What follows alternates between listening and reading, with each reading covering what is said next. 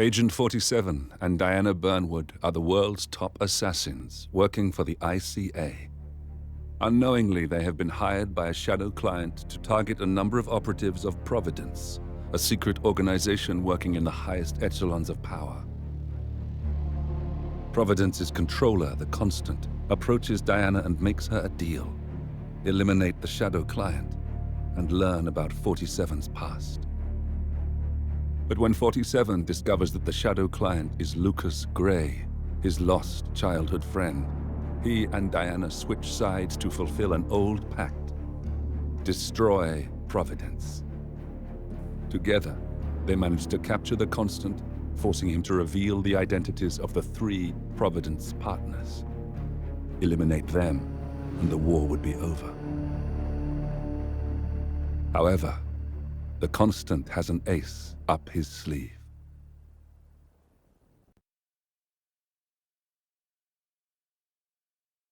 Look closer. In the shadows, behind the everyday world, beyond the headlines and the seats of power, a hidden hand.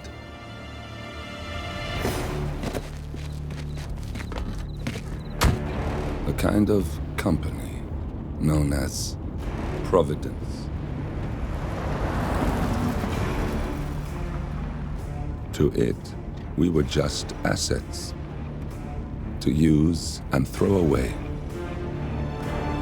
to do the unthinkable, the unforgivable, and it never gave us a second thought. Until now.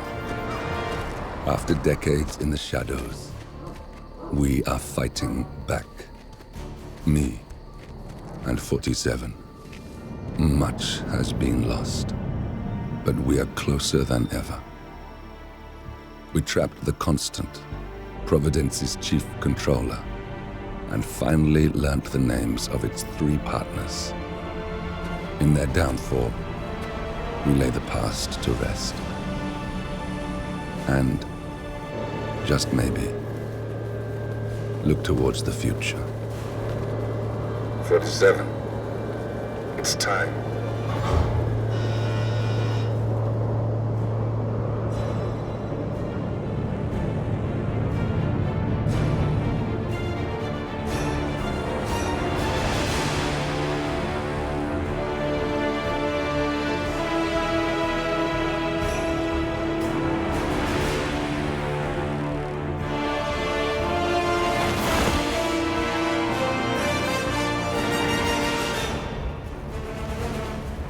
The partners are down there. You know, I never planned this far ahead. You never do. I see someone got his memory back. Wait, is that a beacon?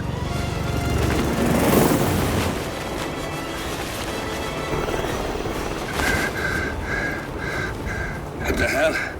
Base. Alexa Carlisle's helicopter just took off. Confirm target locations, over. Diana, what's the status? Right. We have a situation. Carlisle has left the building. And I think I know why. The Constant has escaped. He persuaded one of the sailors into setting him free. And since then, he's been seizing control of Providence assets and resources. I can only assume Carlisle is rushing to contain the damage. If she slips away again... We'll keep track of her. Make sure she doesn't. Meanwhile, the plan stays the same. Your destination is the Scepter, the world's tallest building where the partners are laying low, courtesy of their host, Sheikh Omar Al-Ghazali. Marcus Stuyvesant is 5th-generation old money. His family made its fortune in real estate and banking, and were at one point the chief landowners in New York. Carl Ingram is a powerful Washington kingmaker whose family grew rich selling gunpowder during the American Civil War, and later established a globe-spanning empire in oil, coal, and steel. Both families long since retreated from public view, but their quiet dominance endures to this day. Now, the partners likely suspect that we're coming, so Mr. Gray will infiltrate building controls and disable all electronic doors and elevators. Stuyvesant and Ingram are about to find they have nowhere left to run. Right. This is our moment, 47. Providence ruined our lives with the flick of a pen. Today, we return the favor. Happy hunting.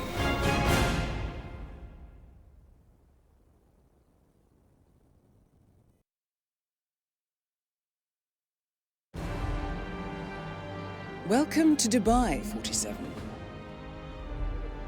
Today is the inauguration of the scepter, and the ceremony is well underway.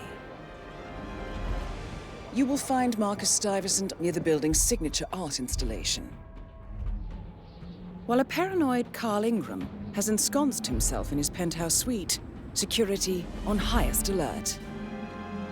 Mr. Gray is already in position and ready to assist. Good luck, 47. 47. Come in. 47, do you copy? I'm here. Are you in position? I'm heading towards the point of entry. Good. Get back to me when you're there.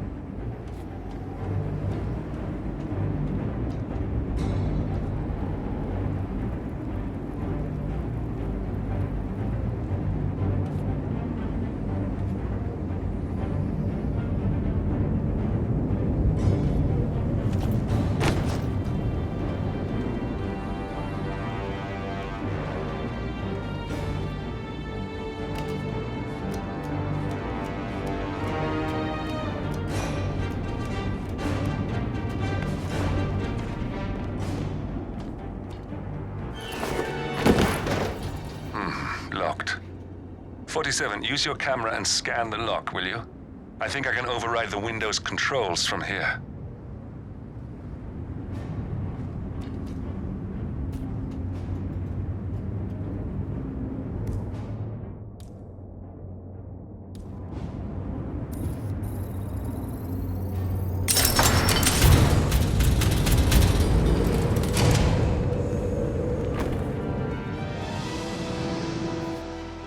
I'm in position. 47, the inauguration is taking place close by. Once you've infiltrated it, get your bearings. I'm sure there must be floor plans somewhere. Understood. We need absolute focus on this one. If Ingram and Stuyvesant are alerted to our presence, we may lose them for good. We are so close, 47. Don't worry. They're not going anywhere.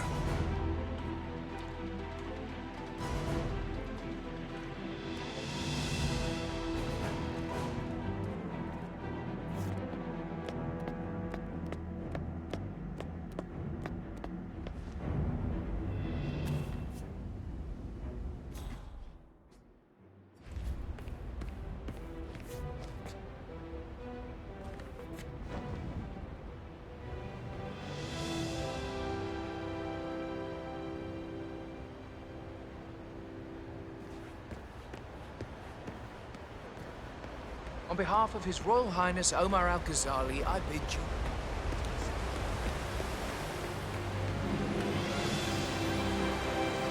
We're so glad you could join us. Welcome!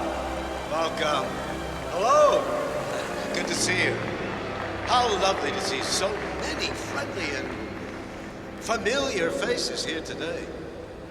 Now, this has been a dream of mine for a great many years. And as all of you know, I am from one of the less privileged sides of the respectable Al-Ghazali family. But with a small loan from my father, I soon built up a construction empire that was worthy of the great Al-Ghazali legacy. So, I would like to thank my cousins, without whose friendship and influence this achievement might not have been possible. Thank you. I'm proud to yet again immortalize our great family name. But most importantly, this building is for all the people of Dubai, which is to date the tallest building in the world. A feat I'm very proud to have achieved here in my home. So, I'm humbly proud to open the Burj Al Ghazali. Oh, if you don't like that, the scepter, if you find the other name too. Now, please, be my guests and celebrate. and thank you.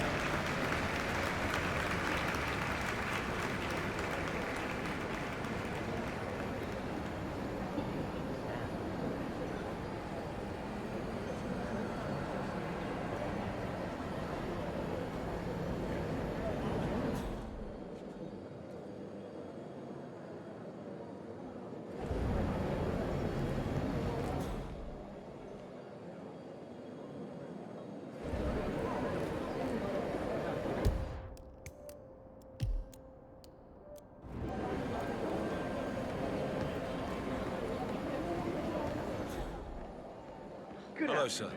This is quite the ceremony. I was thinking upstairs, as I understand. They're that close with the sheep, then they have to be able to. Listen, I want to talk to the partners directly. Make them understand why all of this is happening. And that terminal gives me an idea. There's a server room near the Sheikh's personal reception. If you can gain access to it, we might be able to recover useful intel from it. We'll have to work together to hack the system, but it's our best shot. Looking good. Looking good.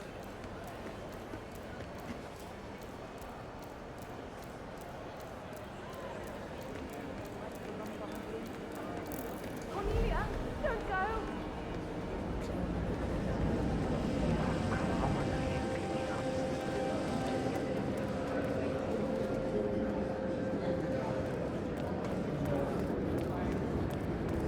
How you been?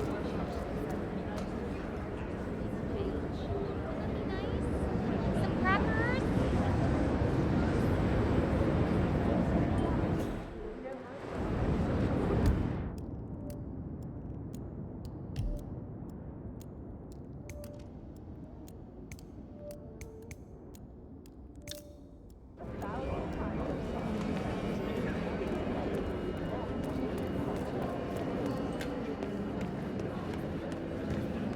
Not bad. Not bad at all.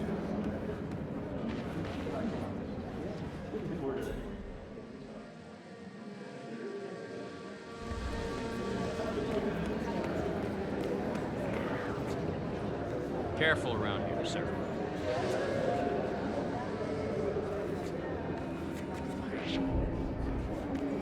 Thank you. I'm glad we don't have a problem.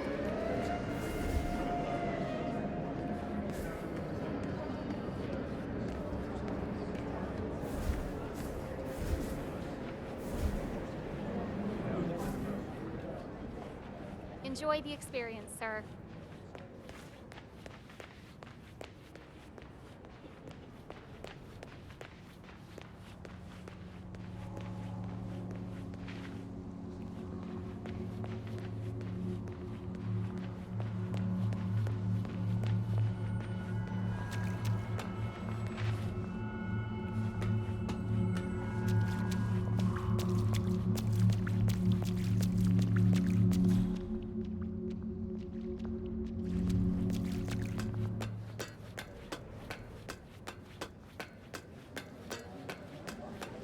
Enjoy.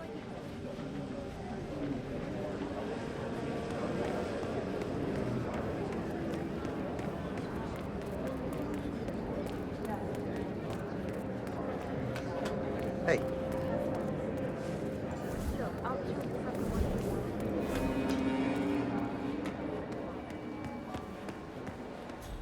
I want to share my concern. Any news on the new guard assigned to codename Pinky? I got word that he entered the building, but he hasn't reported for duty yet. Probably still down at the depot, getting his uniform. Just hope he's got his papers. I heard rumors that he used to work for that Dawood Rankin. You know, the Bollywood producer who died? Doesn't sound promising. No, it doesn't. I know you feel alone, but you are not. I'll always be here for you.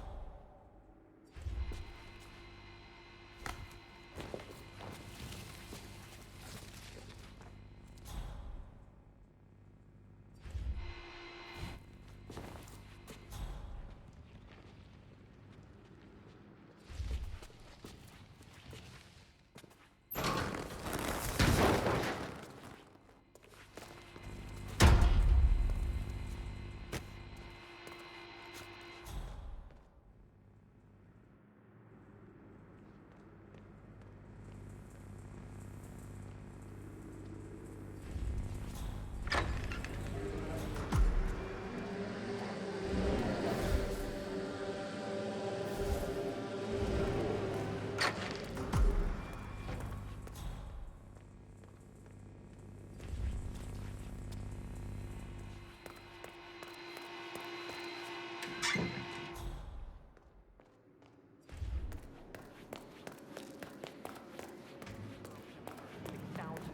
shoes. $6,000 for something you're just gonna walk on all day? Oh, no. My wife sent me a link as a joke, and now all I see on fucking shoes. There should be a box you can check when you just cringe browsing, you know? Why? That's like that on the best part of the internet. Where do you think I got my this security professional gloves since Canada Charles Spanish? Yeah, that's a pretty good shirt.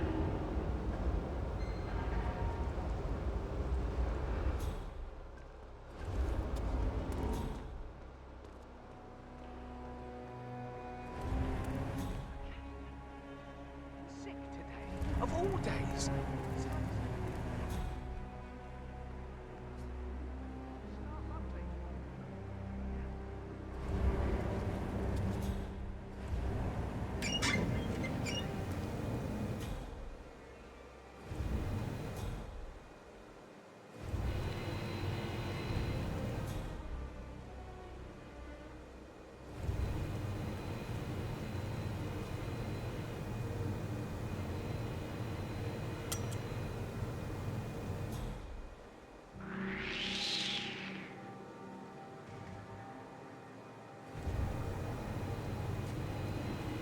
How much human saliva do you think those spoiled arseholes have there eating that?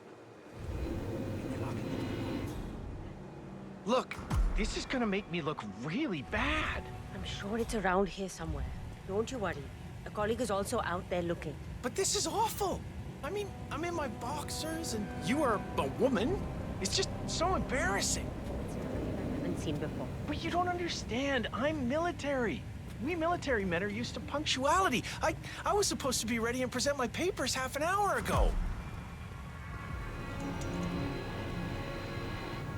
You think about just leaking. Are you making fun of me? That's so telling. What have you done? Do you know what a man is without his gun? Crying like a baby. Ugh, you women will never understand. And I don't think we ever will.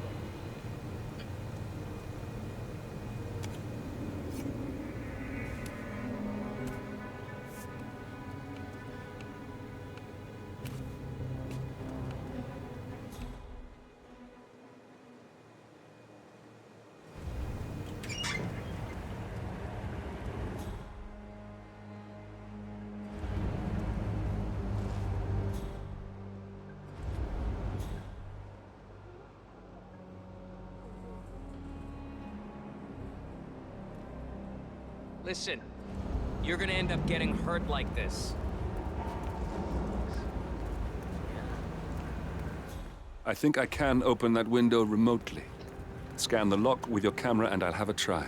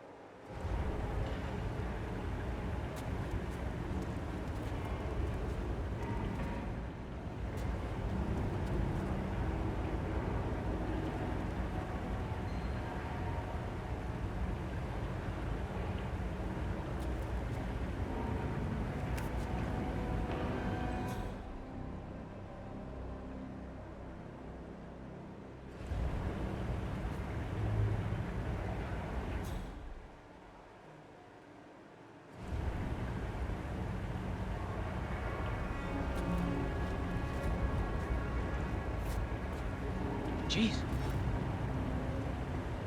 Go and see what that was. Go, go. Acknowledged.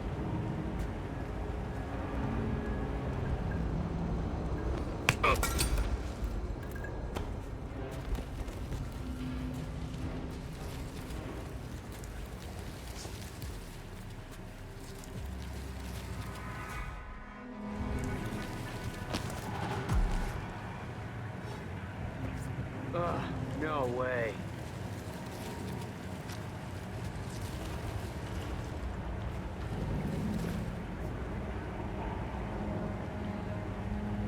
What was... Command! You read me?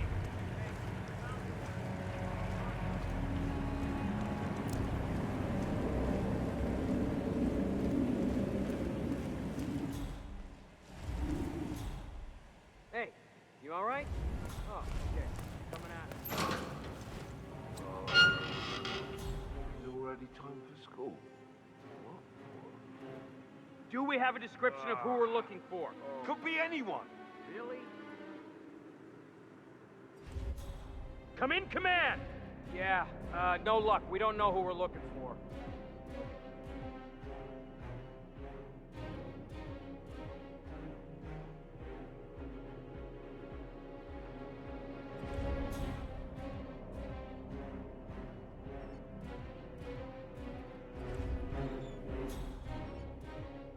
He's not here!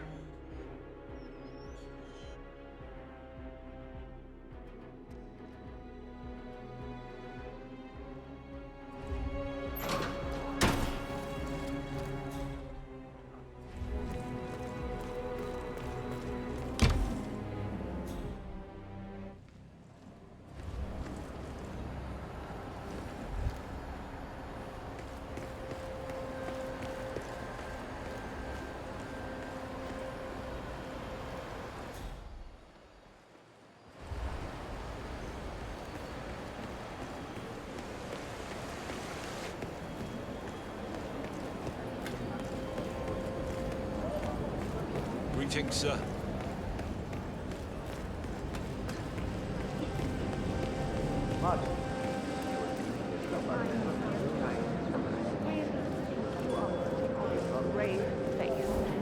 You shouldn't be hiding back Hello, sir. here. Like, you should be out there celebrating life. Let's talk to Richard in return.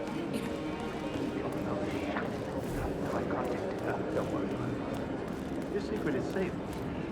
Carl knows it. And I hope you won't forget that. You know,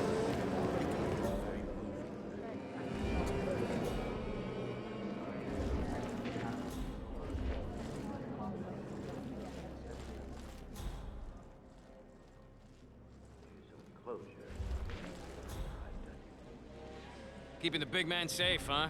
Yeah, nice gig. Lucy Phillips of all people, I told her not to attract too much attention. Shifty.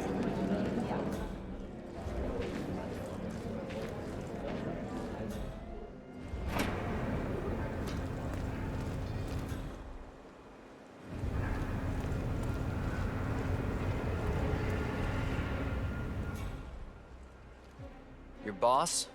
Seems pretty interesting.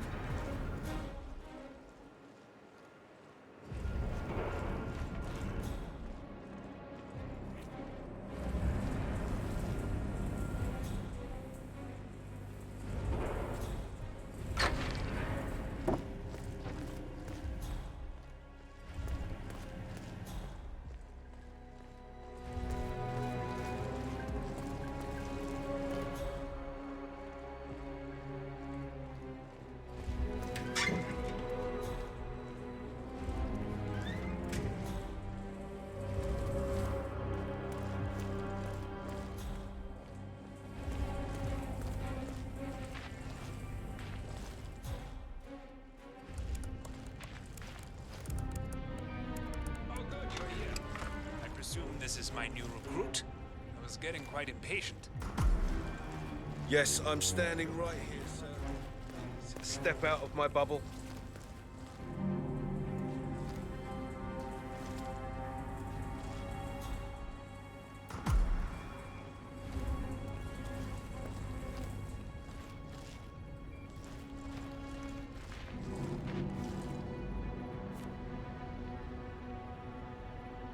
Okay. Let's see here. Well, you have been around the world. Mumbai, Italy, France, Japan. This is a very impressive CV. I think you'll do. Okay, walk with me. I need to go through some ground rules. I expect you to be by my side 24/7, unless I say otherwise. Bathroom breaks are, of course, permitted, but only when I say so. I have a very important and delicate meeting today, at which I expect you to keep your ears closed, but your eyes wide open. Understood? Now, your papers were indeed impressive, but I need to see what you can do with my own eyes. My father used to take me hunting. He was an avid hunter. I personally hated it, but always admired his skill with a knife, and grew to appreciate what it takes to gut an animal. Have you ever tried to gut an animal? Yes. Good. Then you know it's not so easy as it looks. Like trying to stab a rubber ball. Don't you ever go wandering off again. You are paid to protect me. So do your goddamn job. Now follow me. Good. Then you know it's Greetings, not sir. so easy as it looks. Like trying to stab a rubber ball. It bounces back if you don't stab it, correct? Okay, we are almost there. You see the shooting targets? Any fool can shoot a target. But with a knife? No, that's where the talent lies. My father always used to say, if you are good with a knife, you're even better with a gun. I want to see your skills. I don't know why, but I've always trusted a man who could throw a knife. I'm sure a psychiatrist would have a field day with that statement. So, show me what you got. Do well and you work for me. Fail, you get out of here, and I never want to see your face again. Let's just hope he's half as good as you were. Only time will tell. But I doubt it. You cocky idiot.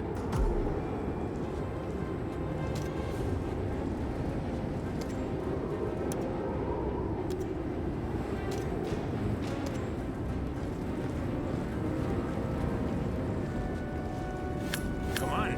What are you waiting for? Just do what I told you to do. That was quite spectacular. Look at that. Not bad at all.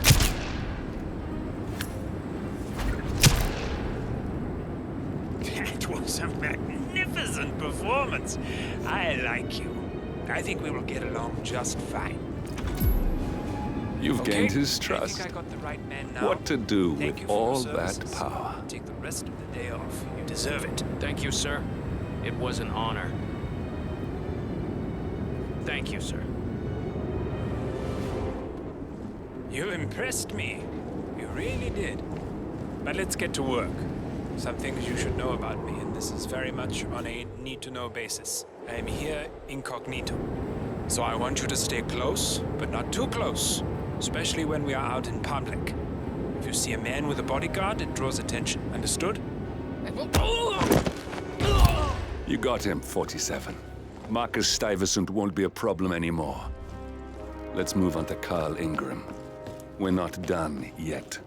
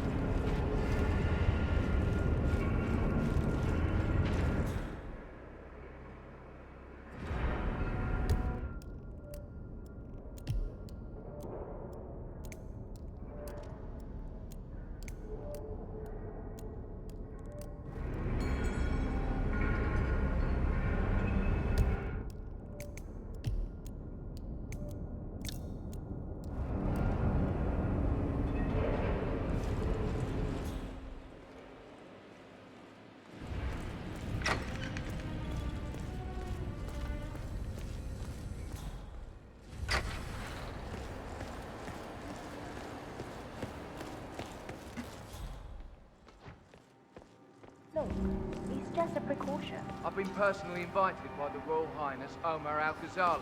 I should have clearance. The name is Zaina Kazim. Sir, I understand, but you can't enter without being searched. It's standard procedure. This is ridiculous. Well, that's how it is. Think about it, and come back if you want. I'll be waiting upstairs in the reception. Understood? Crystal.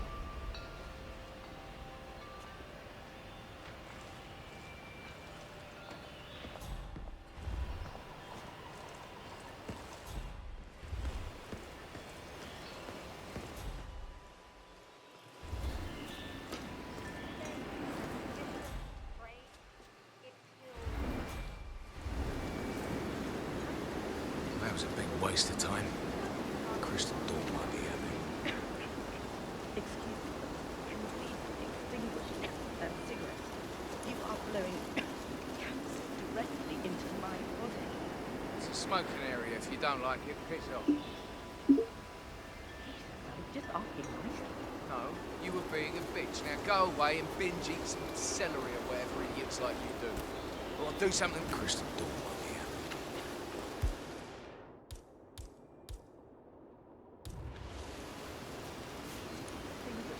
That cigarette.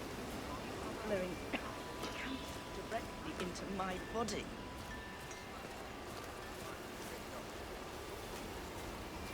I'm just asking nicely. No, you were being a bitch. Now go away and binge eat some celery or whatever idiots like you do. Or do something worse than blowing cancer. What is your problem?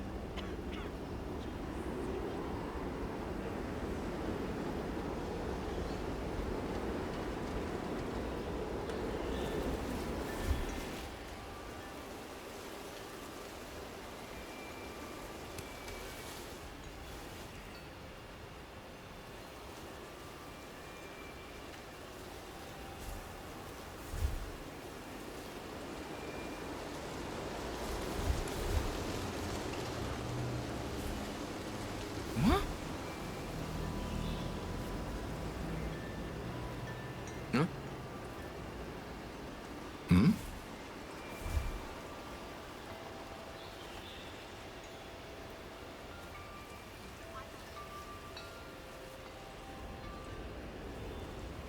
Whatever.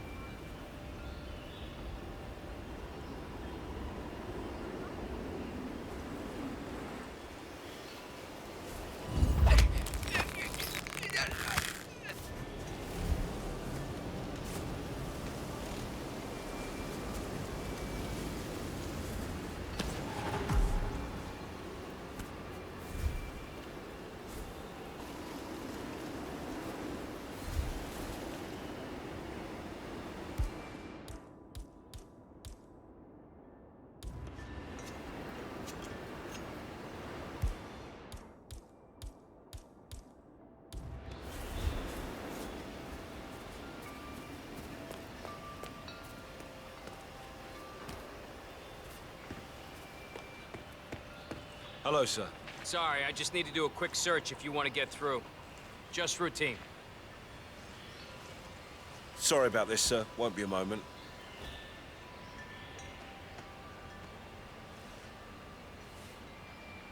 Green light. Go ahead, sir.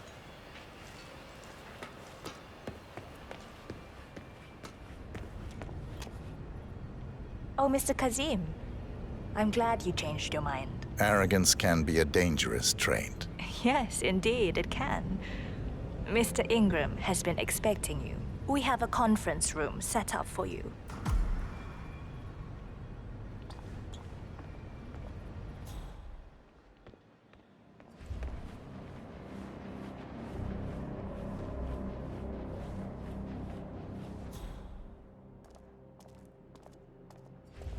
Just keep calm.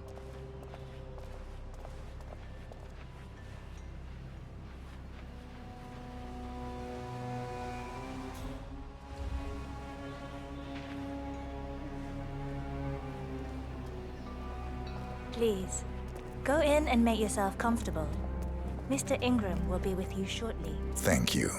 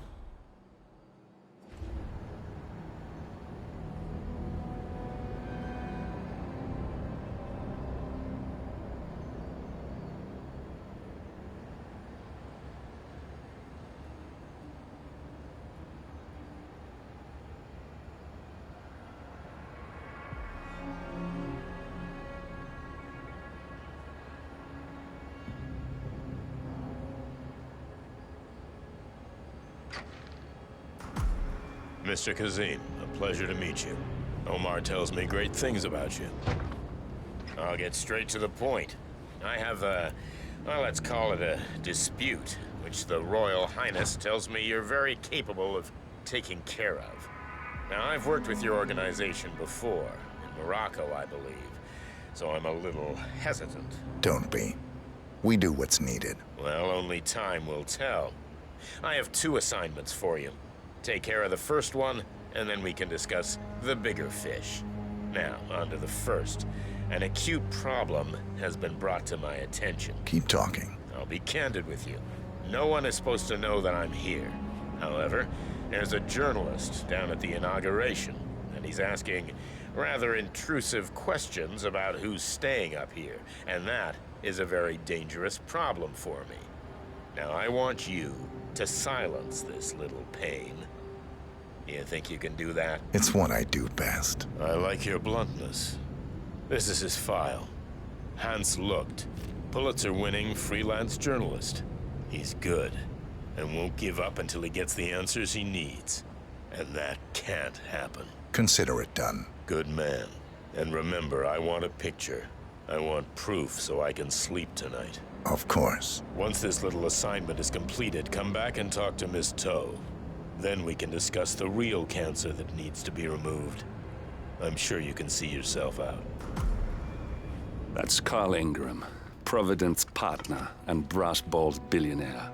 A legendary political fixer, Ingram is old money and as rotten as they come. Sir.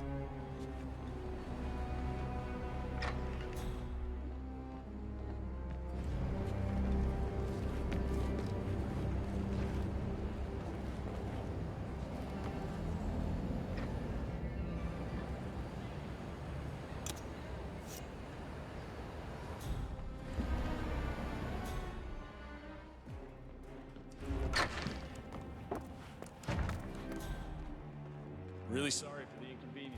This area is...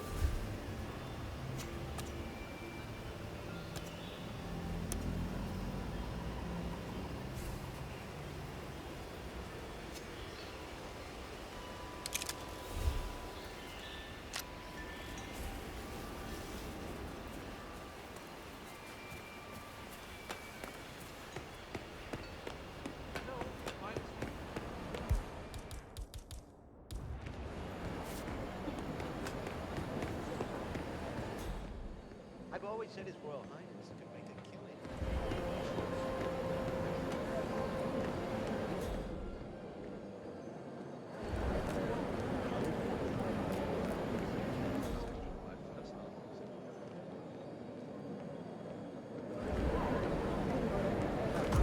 Hello, I don't mean to pry, but upstairs, do you by any chance know who's staying there? I hear it's not just the Royal... Mr. Lucht, I hear you're looking for information. Oh, really? Okay. You know what's happening upstairs? I know more than you could imagine. But we can't talk here. Follow me. Great. Lead the way.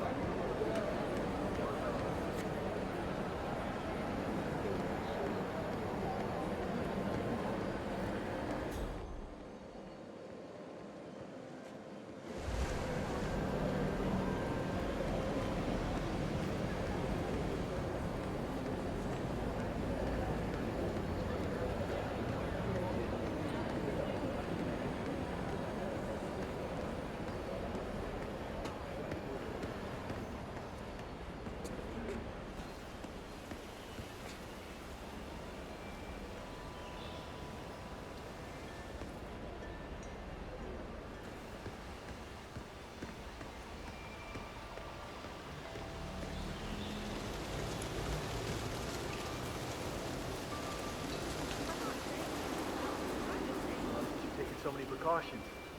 I'm curious though, how do you know my name? I haven't told anyone who I was. Oh, well, I guess only time will tell. Wait for me here.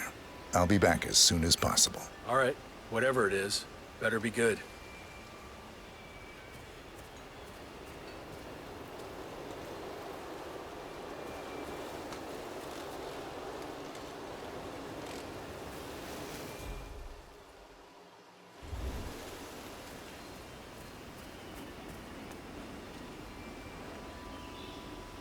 Mr. Looked, I think I might be able to help you.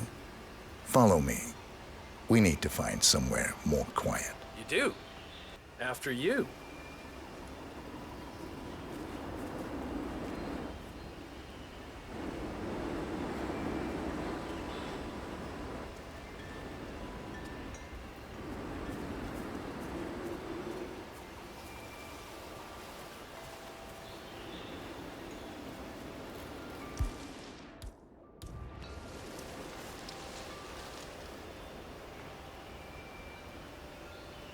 Wait for me here.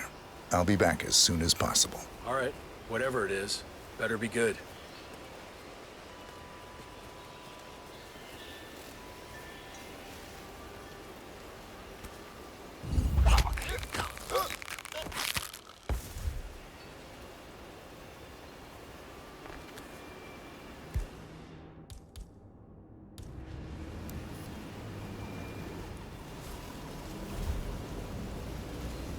Yes, that's it. Now Ingram trusts you, it's like shooting fish in a barrel.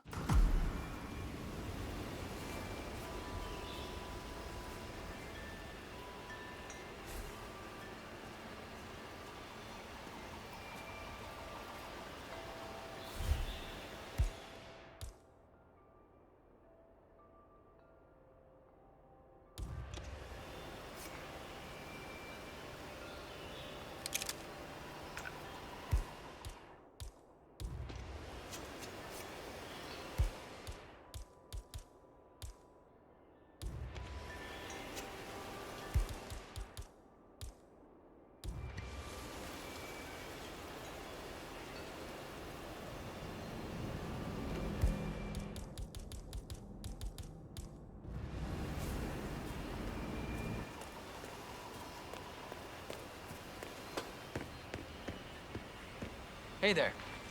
Oh. I'm sorry. I thought you were someone else.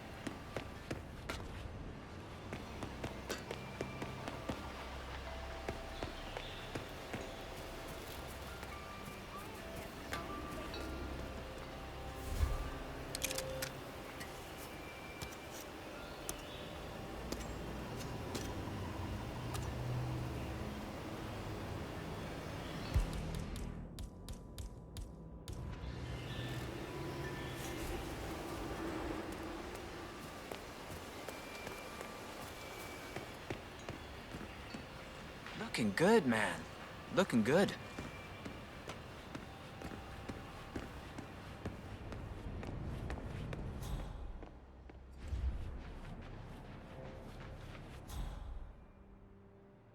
Looking fine today, sir.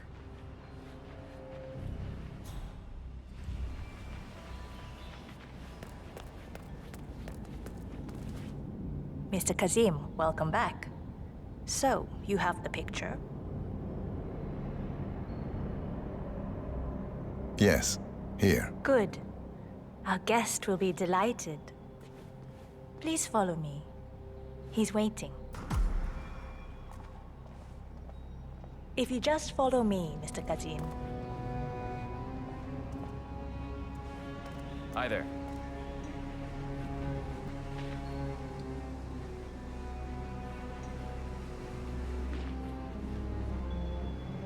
So, do you like the building?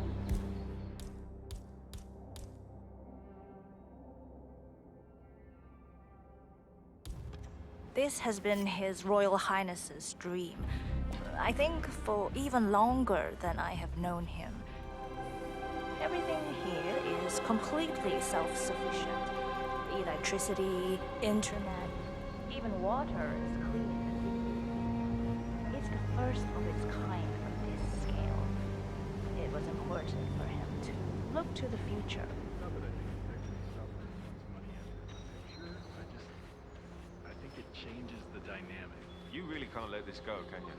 I'm not suggesting a revolution, but people should consider these things. This from the guy who calls me pretentious for caring about the origins of my... I hope you have had time to see the art exhibition. His Royal Highness has a keen eye for the arts. If you haven't yet, I highly recommend it.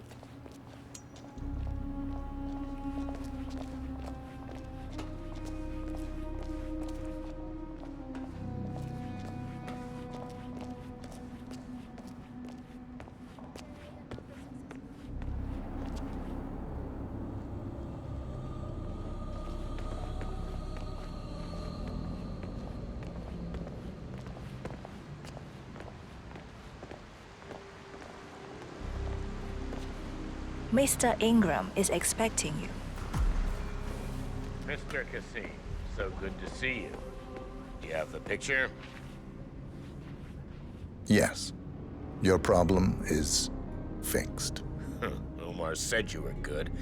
Let's get down to the important business at hand. Okay, people, clear the room. I need to discuss some delicate business with Mr. Kazim. Perfect.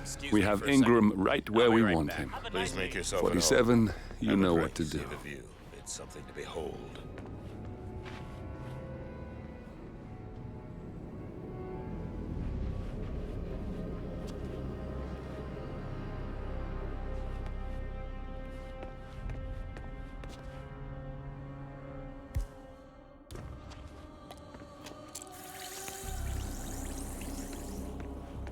I'm sorry about that. Now, where were we? Now I know. My man here will stay for the meeting. I assume that will not be a problem. Either way, you have no choice in the matter.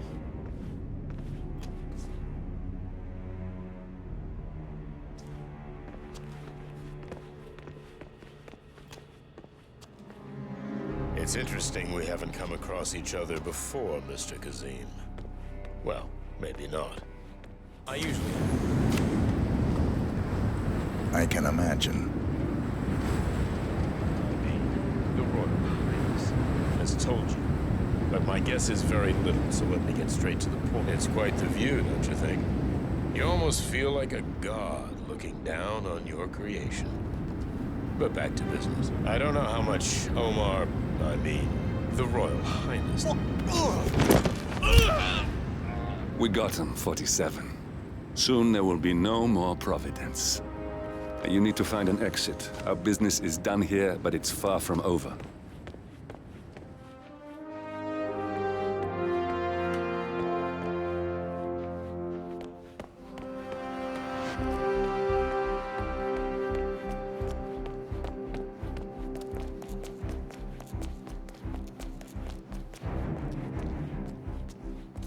It smells delicious. How are you? Simmer, perfect.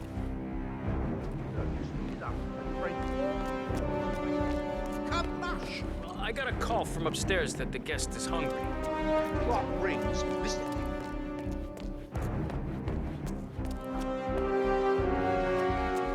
That's just maths.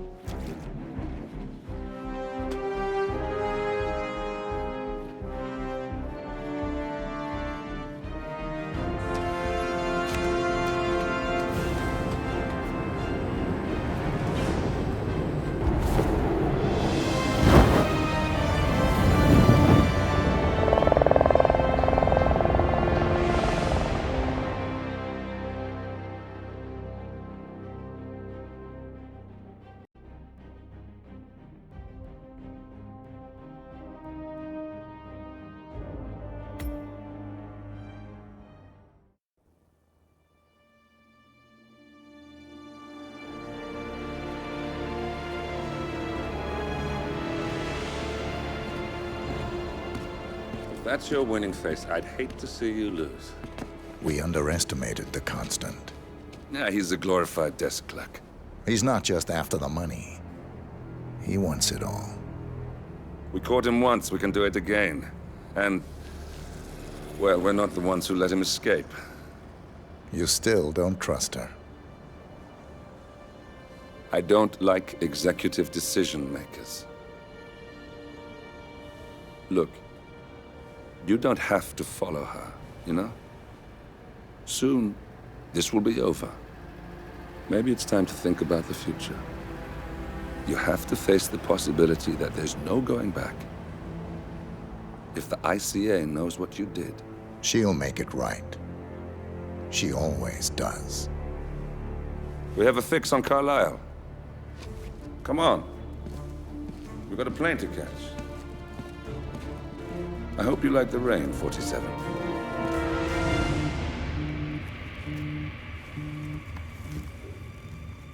Miss Burnwood.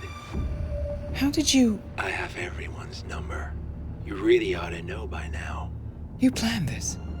All of it? Don't be silly. I just played the hand I was dealt. We'll find you. You had me. Where'd that get you? We handed you an empire. It's for the best. The partners were complacent, set in their ways. But power is more than just security. Providence can be an agent of change. Surely you understand. Or you will. Soon enough.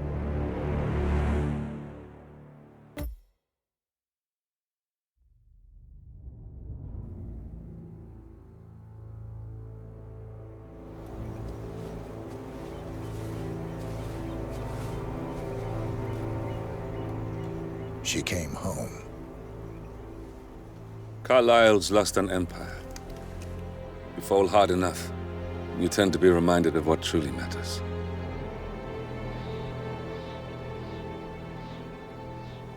So, the end of the line. You ready for this? Are you? Who will you be, without a score to settle?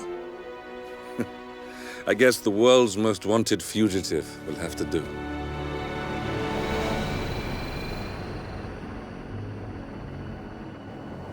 Alexa Carlisle is dead. According to the funeral invitation, that is. So naturally, it caused quite a stir when the late matriarch turned up at the breakfast table, alive and kicking. Carlisle, wisely sensing that her number is up, has emerged from exile to tie up loose ends and secure the Carlisle legacy. She may be a monster, but you have to admire her due diligence. Carlisle descends from an ancient line of warrior aristocrats. Her great-grandfather made a killing in the Second Opium War and established an empire in shipping, railroads, and newspaper publishing. While largely unknown to the public, the family still asserts its quiet dominance over global transport and logistics, media, and technology. Most senior of the partners, Alexa Carlisle, is cold as ice, tough as nails, and sharp as a razor. Incidentally, it was her late father who first brought the three families together after the end of World War II at this very house, meaning that this gentleman is the birthplace of Providence. It began here, and it ends here. Talk about poetic. One more thing. According to our intel, Carlisle keeps a case file on the Constant. Information that may be helpful in his recapture, so don't leave the estate without it. Right. Happy hunting, 47. See you on the other side.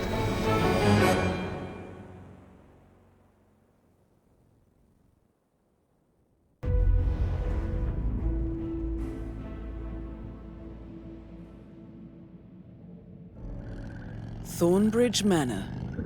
The Carlisle family's home for countless generations. The Revenant Alexa Carlisle and her 3 adult children, younger brother Zachary, grandson, and daughter-in-law, are all gathered to conduct Carlisle's sham funeral. Curiously, Carlisle summoned a famous London PI soon after arriving this morning, but his purpose at Thornbridge is yet unclear. Now, the target knows that you're coming, and her guard detail is top-notch. So Mr. Gray will secure their nearby field HQ and intercept all calls going in and out of the estate. Any appeal for backup is going to fall on very deaf ears. Good luck, gentlemen.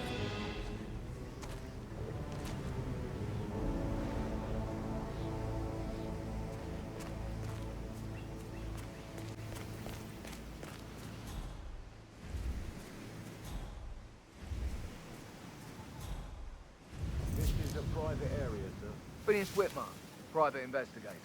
I have an appointment with Madame Carlyle. Please wait. Mr. Whitmer is here to see Madame Carlyle. You can go right in. That is Phineas Whitmer, the famous private investigator hired by Madame Carlyle this morning. I'm curious why he's here. Maybe you should do some detecting yourself, 47.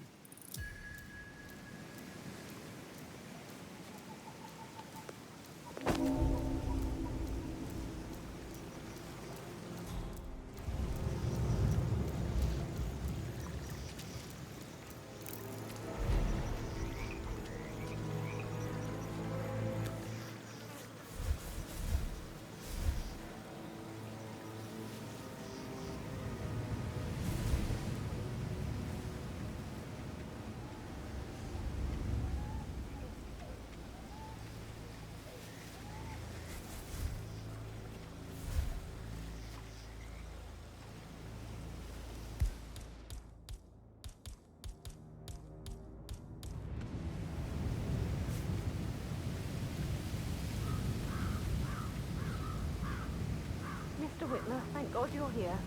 Can I take you to Madame Carlyle? Please do. If you'd follow me.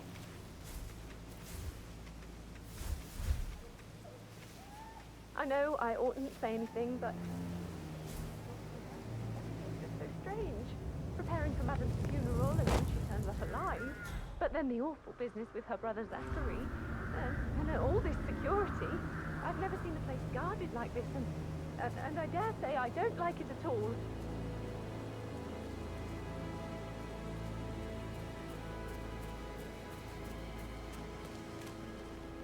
Oh, by the way.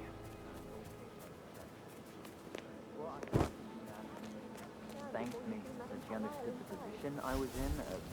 We had a really good talk about it, actually. Oh, what did I tell you? She's a sensible woman. And that stuff from your head, I just need to check. That's a bit excessive. I know. I think, considering the fact that I spotted no less than 2 red.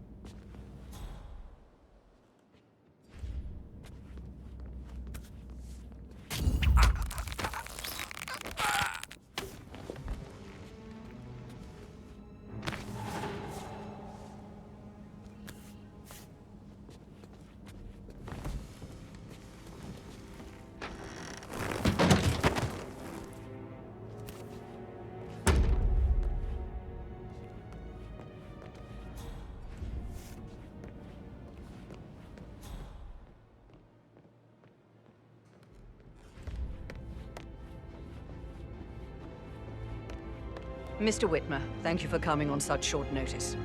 A great tragedy has fallen upon us, and I need a quick resolution, handled with absolute discretion. Results and discretion are my speciality. Very well. I suppose you will want to start at the crime scene. In my experience, a thorough examination of a potential crime scene is half the job done. Good. Fernsby will take over from here. I am Mr. Fernsby, the butler. Madame Carlyle has asked me to assist you in any way possible. Mr. Whitmer, I understand that you've traveled from London. Would you care for some refreshments? Or do you prefer to go straight to Mr. Zachary's sleeping quarters?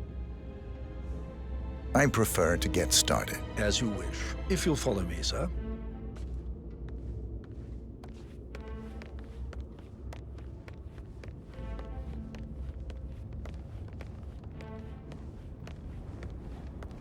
I feel obliged to point out that current affairs surrounding Madame Carlyle are of a delicate nature.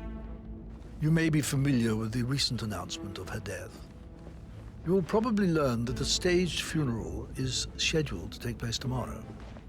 Madame's children were not informed until this morning that their mother was in fact not dead at all. So please bear with them. if they seem affected by the rather unusual situation.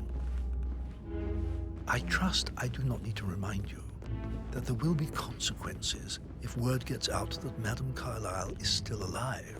I'll consider her dead when I leave. Before you inspect the crime scene, I will tell you this. The case concerns the death of Mr. Zachary, Madame Carlyle's younger brother. He was found dead in his bed this morning. The door was locked from the inside, and a suicide letter was found in his room. However, Madame Carlyle suspects foul play and will not accept that he took his own life. I've prepared some information for you, so please do come and see me when you've finished your investigation of the crime scene. This is Mr. Zachary's room, to my right. A locked room murder mystery, 47. I trust you'll get to the bottom of this. Why don't you use your camera to scan the dead body, 47?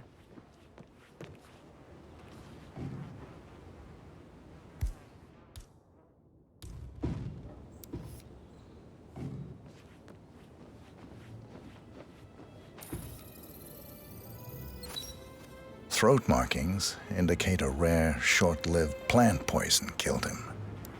Spread shows time of death at around 10 o'clock last night. You do know your poisons, 47.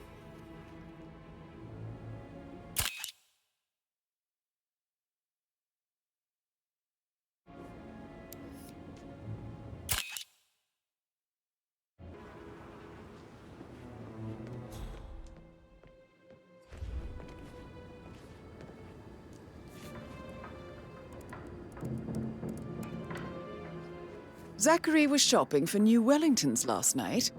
Not exactly what you would expect from someone suicidal.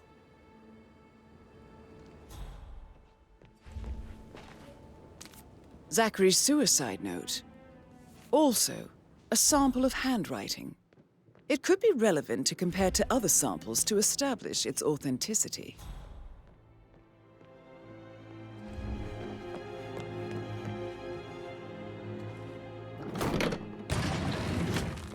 A hidden door.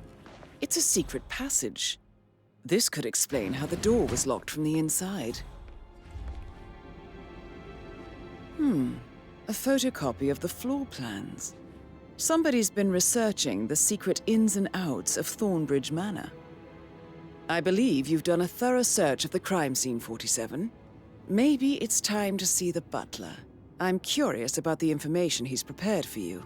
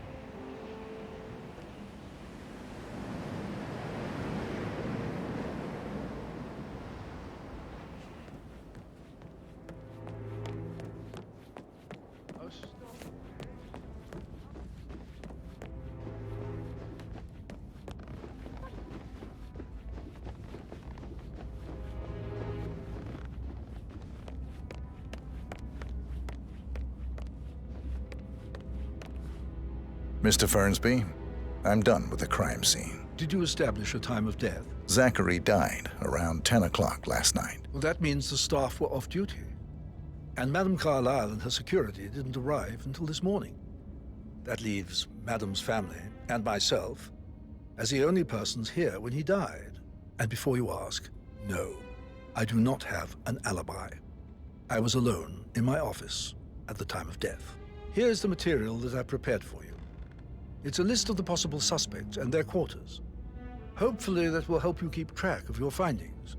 Please come and see me when you've solved the case, and I will take you to Madame Carlyle.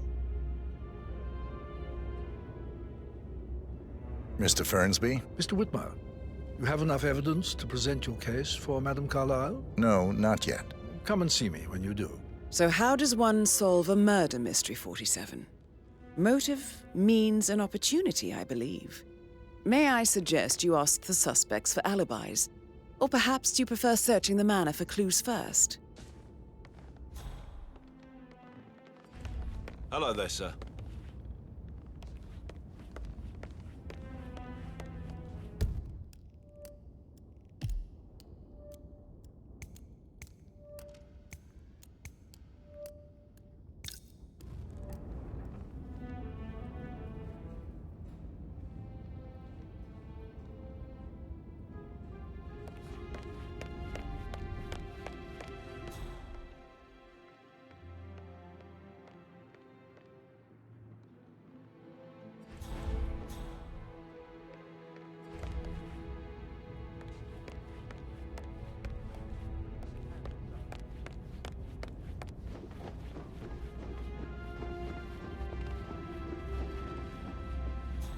Looking good, man.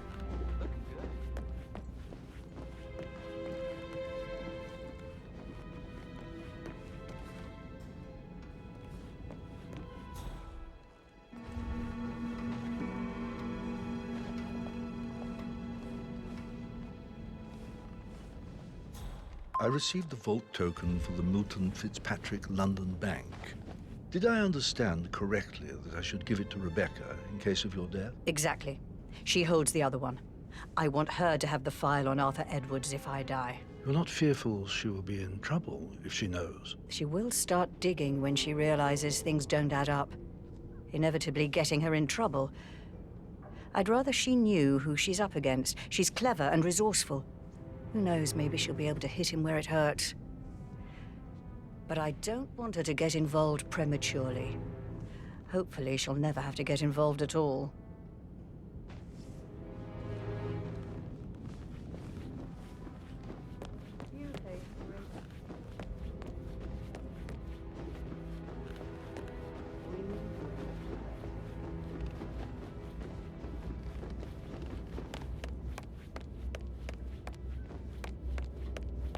Making you wash his car twice?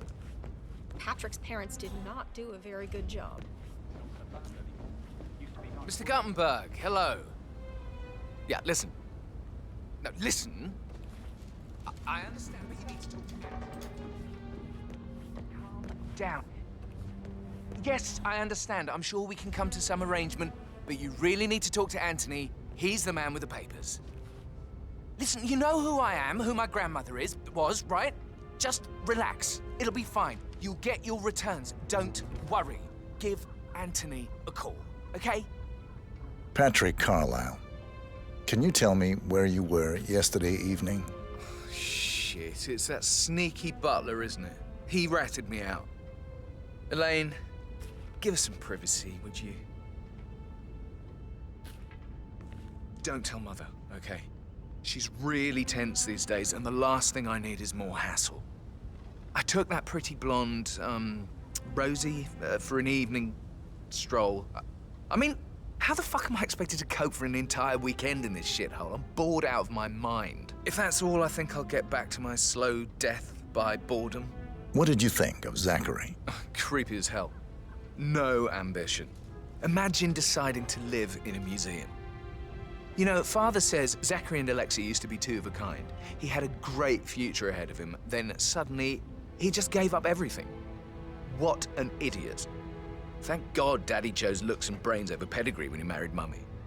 I don't have to worry about the inbreeding so customary in these circles. So, is that it?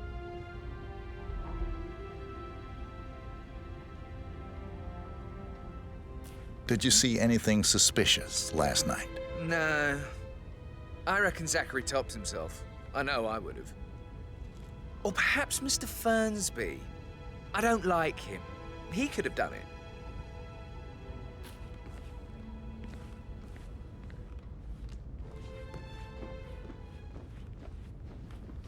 Mr. Fernsby? Mr. Whitmer, you have enough evidence to present your case for Madame Carlyle? No, not yet. Come and see me when you do. Couldn't find at the graveyard. Wouldn't it be a good idea for you to go and look for it?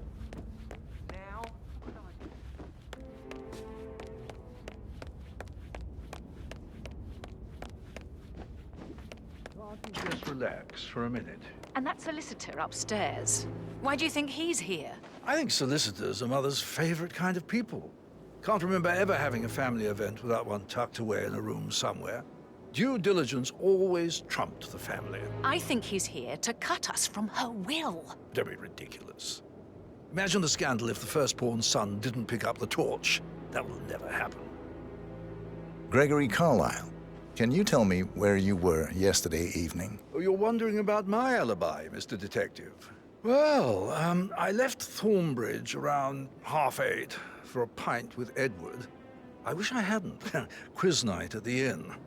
On the other hand, staying here with Zachary, my obnoxious sister, and the wife sporting another one of her headaches would have been a fate worse than death. The short of it, Zachary was very much alive when we left. I stayed for the last shout, and I was back here just before midnight. Is that all? Tell me about Zachary. Zach? Huh. Such a sad old sod. A bit heavy on the bottle, but who could blame him? Only company he had was his rare plants and Mother, who travels more than she stays here. Honestly, I can't say which is the bigger bore. He's better off dead. Anything else you want to pry from my intricate... Anything else you'd like to tell me? Nothing, really. I'm just enjoying the show. Our perfect mother obviously fucked up, didn't she? Faking her own death. You know, she's explained nothing to us. I think she's scared to own up to her own mistake.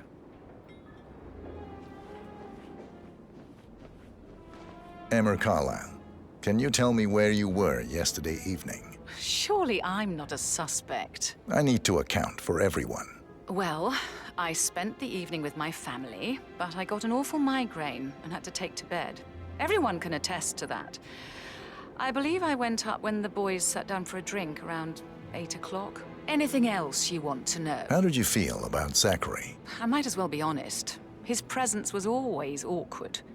But how do you have a meaningful conversation with a man who only cares about plants? In my opinion, Alexa bears some responsibility for how this ended. She supported his self-limiting behavior by letting him live here. Is that all? Have you noticed anything else out of the ordinary? Nothing special comes to mind. Except, perhaps, I did get a feeling that Zachary was depressed, not just sad.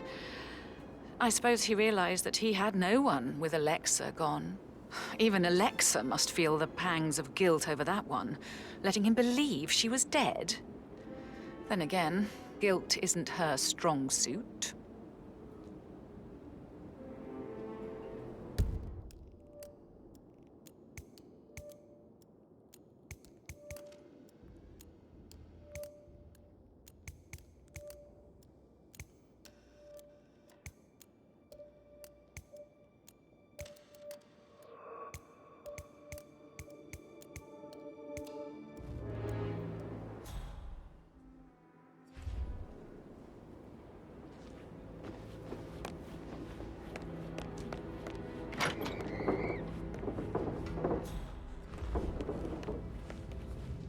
Rebecca Carlyle, can you tell me about yesterday evening? We don't really see much of each other, my brothers and I.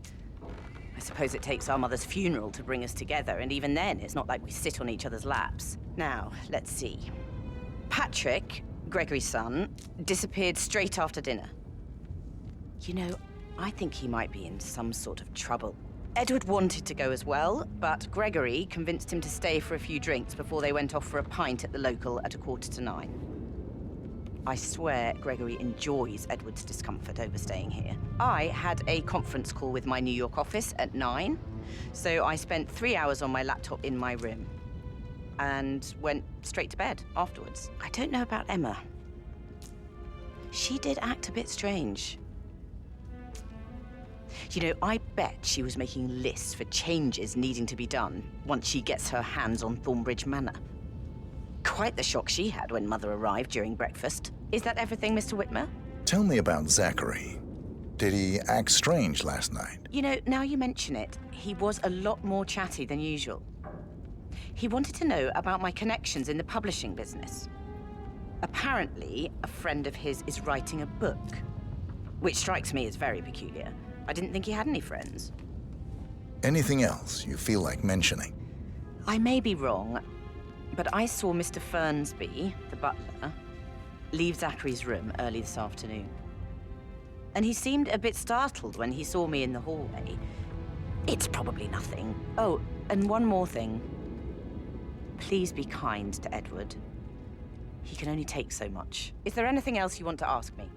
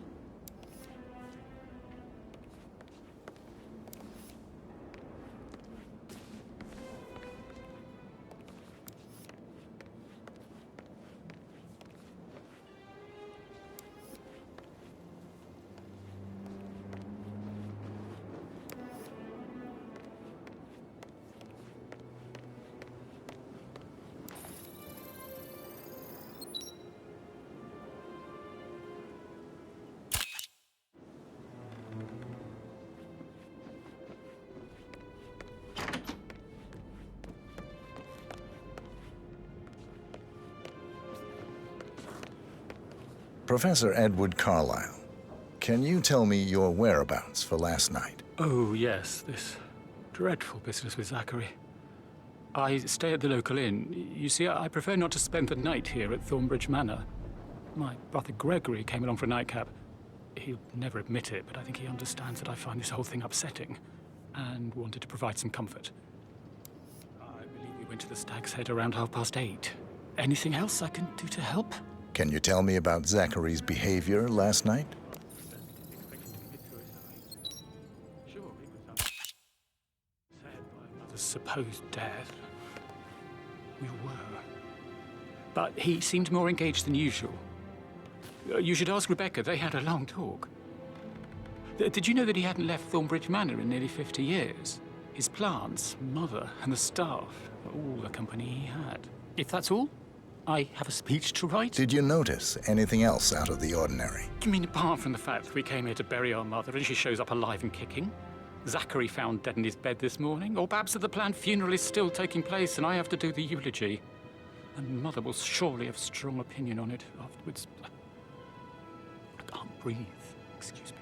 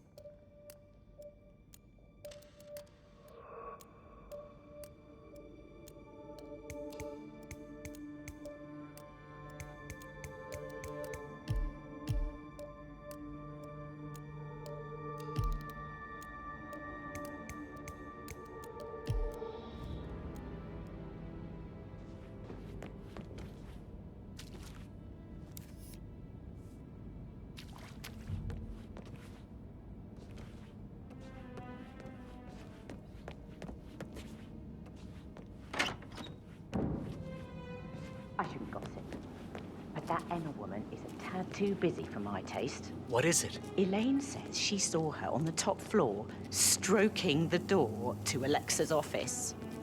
Do you know what? I saw her rearranging the photos in the sitting room, hiding Madam in the back, and it Rosie, tell me what you did last night. I'm in trouble, aren't I? I spent the evening with Patrick. We met after dinner and I went home at 1 in the morning. He said he needed someone real to talk to. When he looks at you, it makes you feel like the center of the universe. Like a real princess. But now he just ignores her. Well, he's under a lot of pressure. He's an idiot. That's what he is. But he was such a gentleman.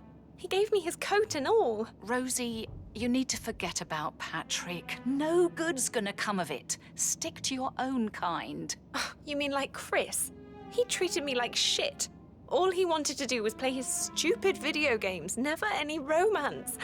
I deserve romance. Did you notice anything out of the ordinary? Any strangers outside the house? No, we saw no one outside. Except Patrick's mother, Emma. We were sitting on the bench behind the greenhouse talking when she came out and we had to hide. You won't tell her about me and Patrick, will you? She'd insist Madame Carlyle fire me. I'm sure of it. Too right she will. She's always going on about how things will change once she's in charge of Thornbridge Manor.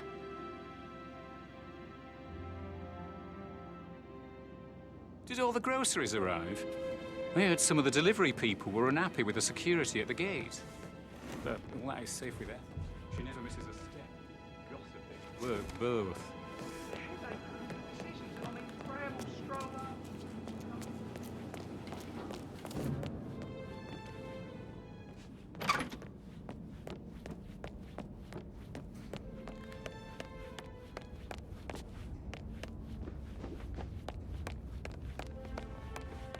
Mr. Fernsby? Mr. Whitmer, you have enough evidence to present your case for Madame Carlyle? No, not yet. Come and see me when you do.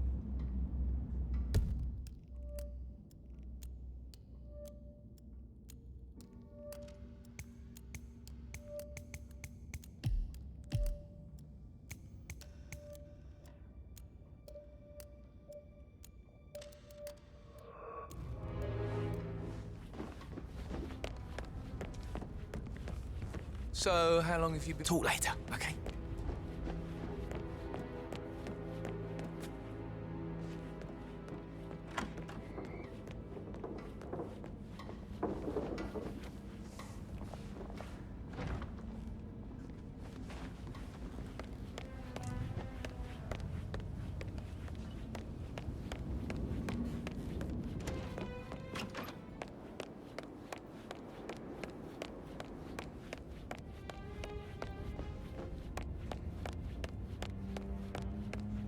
Greetings, sir.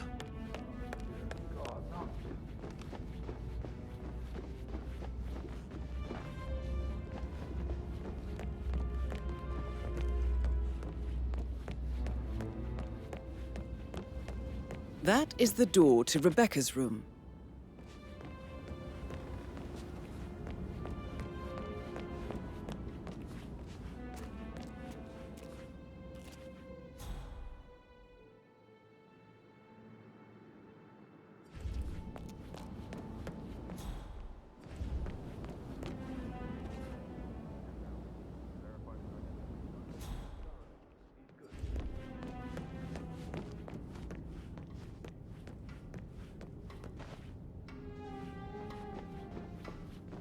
How are you?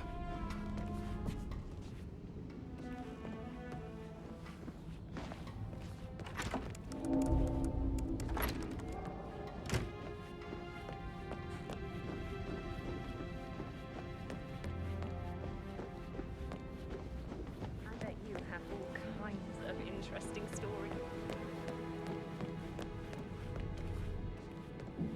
That door leads to Emma and Gregory's room.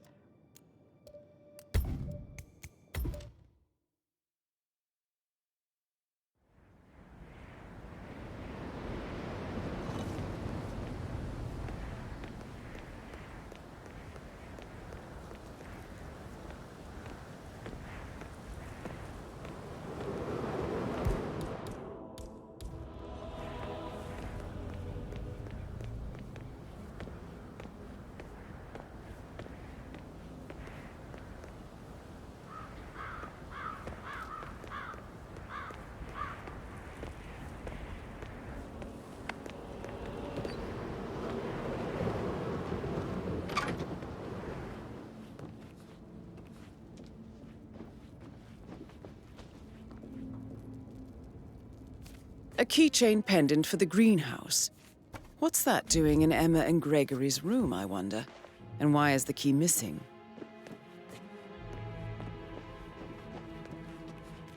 Now this is interesting, 47. A letter from Emma's mother stating that Emma is the illegitimate child of Alexa's late older brother, Montgomery. And listen to this.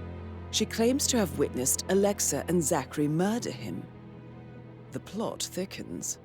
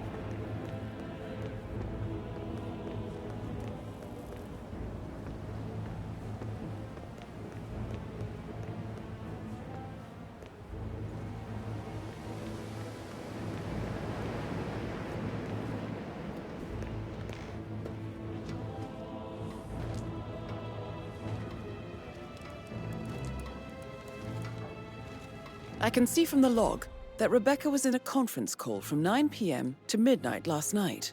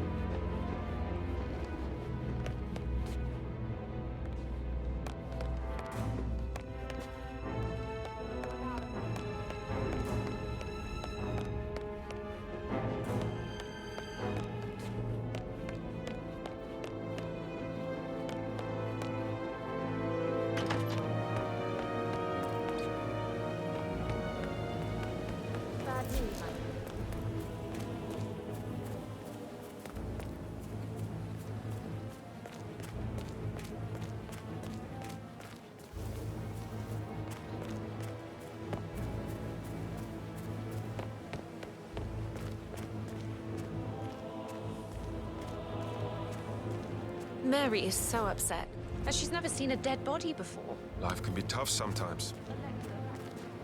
Make-believe funeral, a murder mystery. Oh, it's all too much. Tell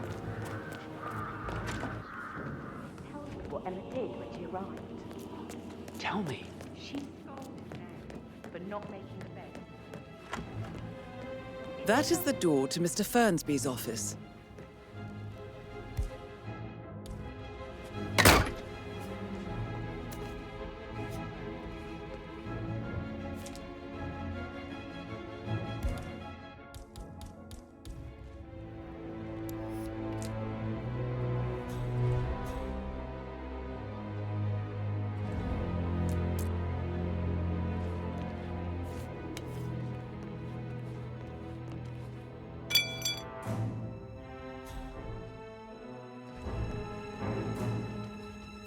Painkillers.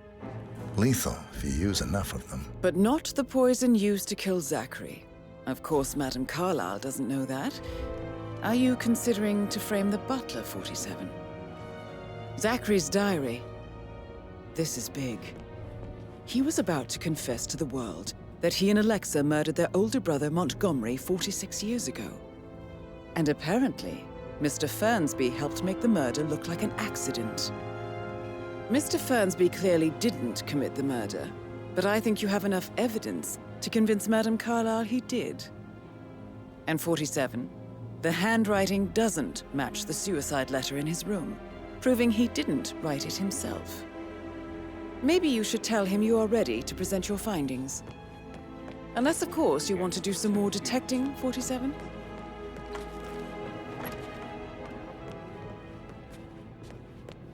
You have a way with words.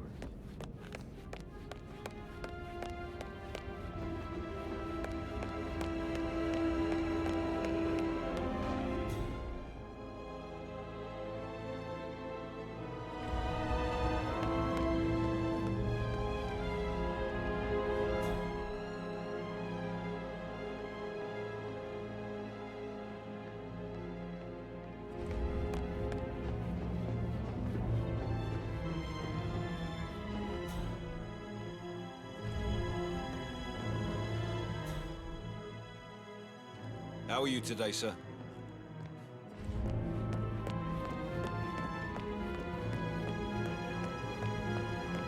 What is it, Fernsby? Mr. Edward is not coping too well with the situation, I'm afraid. He is a useless wimp. If it's not one thing, it's another. If I may say so, these are challenging circumstances for everyone. It seems to be his role in the staged funeral event tomorrow that weighs on him. Christ. If he'd just grow a pair. I believe he is calling his ex-wife again. It could end with legal consequences. The harassment charges from last time led to that restraining order. Should I talk to him? Maybe it's better if I have a word with him. If I may, madam. Yes, you might be right. Thank you, Fernsby. I'm ready to present my conclusion to Madame Carlyle. Very well. If you'll follow me, sir.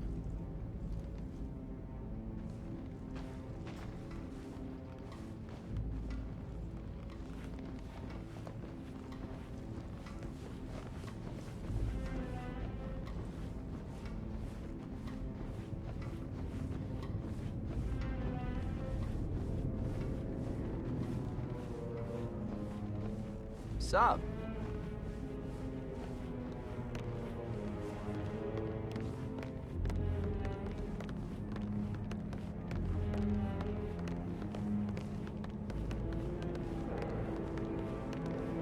This is Madame Carlyle's office. Please step inside.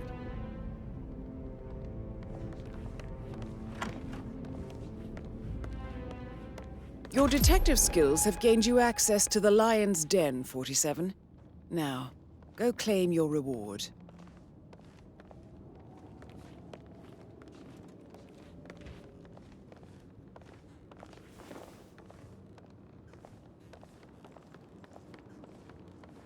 Please, go ahead.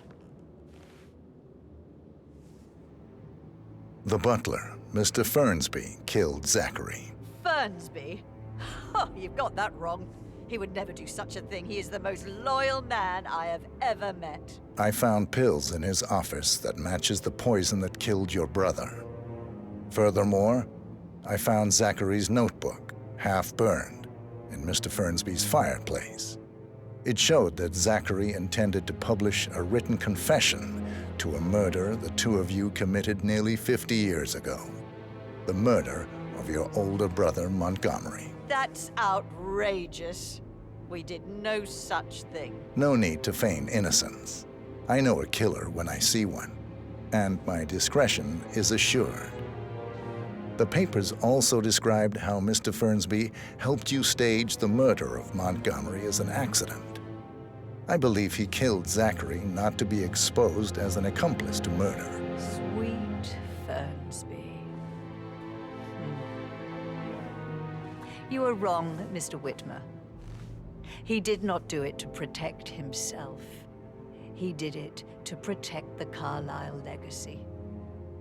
Mr. Fernsby, like myself, understands that sacrifices must be made to secure stability and prosperity.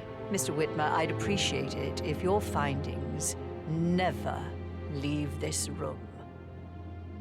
I understand Fernsby's actions, and there is no need for them to have more consequences than they already have. Fernsby was very fond of Zachary, and I am sure his decision will haunt him to the day he dies. About your reward, have you considered an amount? I want the file you have on Arthur Edwards. Arthur Edwards, the Constant. That must mean you're... I expected you'd show up. But you're not here to kill me. If you were, you would have already. The enemy of my enemy, I suppose. You can have it. You earned it.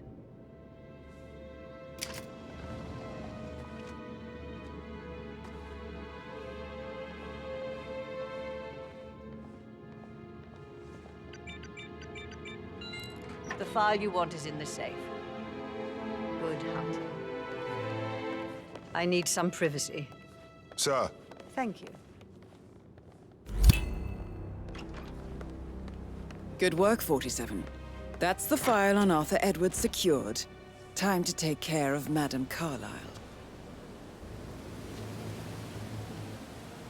What? Mission complete. Well done, 47.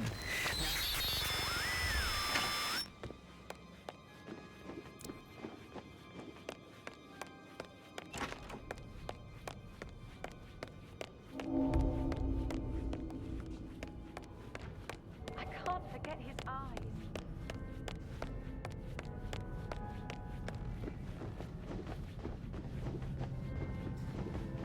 Please, go get some help.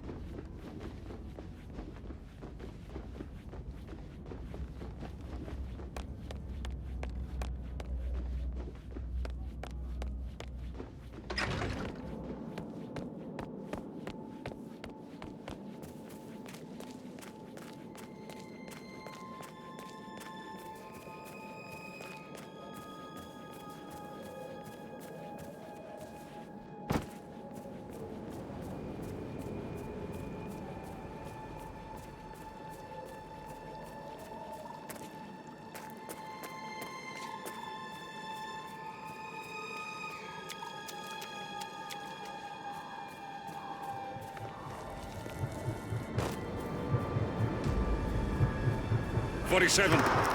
They're everywhere. Go, get out! It's the Constantine. Shit!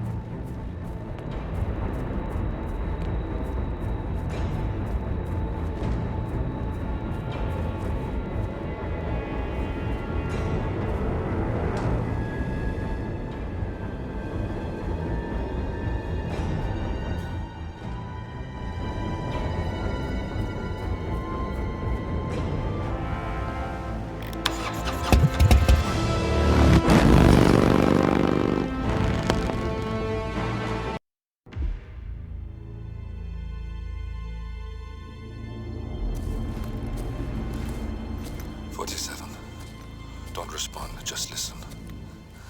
Diana can't help you now. You need to find Olivia. She will know what to do.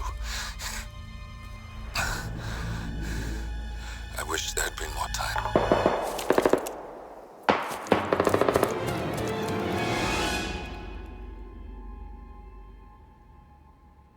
And then there were none.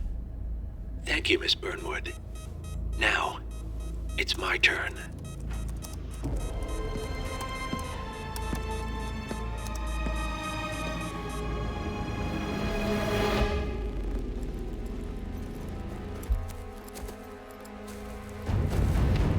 Stay down. Boss wants you alive. Yeah? How about now? Over here! Cover me!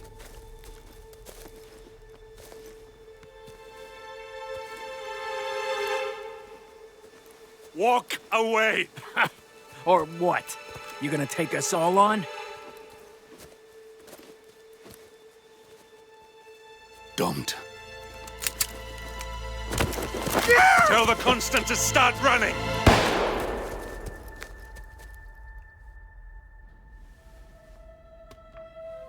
You think you've won? 47 is out there. And 47 never misses his mark. Neither do you, Miss Burnwood. That's what makes you valuable. You're delusional. You think I would betray 47? Trust me, you owe him nothing. What is this? I told you we could help each other, and I meant it. I'll look forward to your call.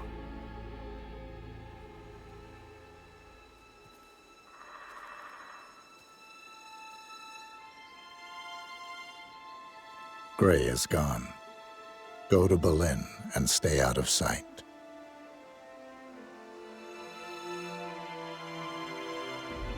We're all that's left now.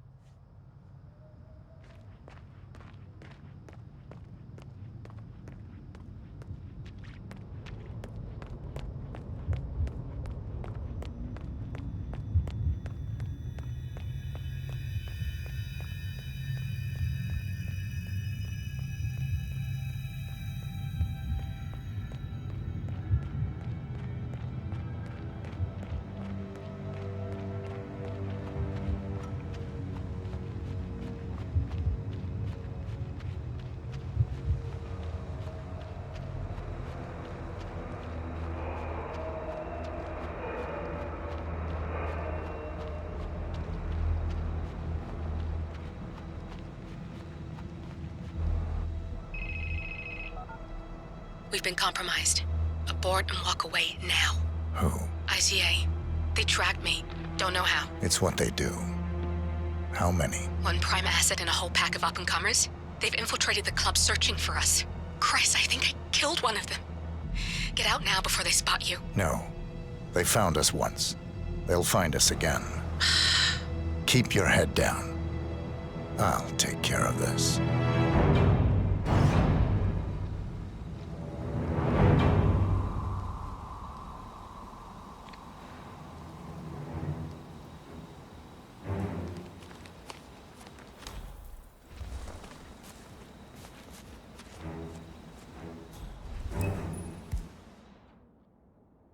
Do you copy?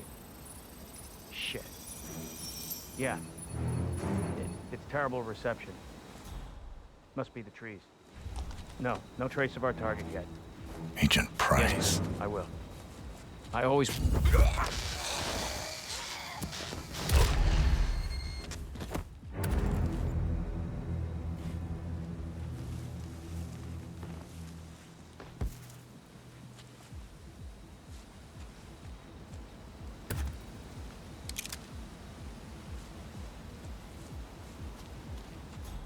This is like looking for a needle in a haystack. Just keep trying, Agent Montgomery.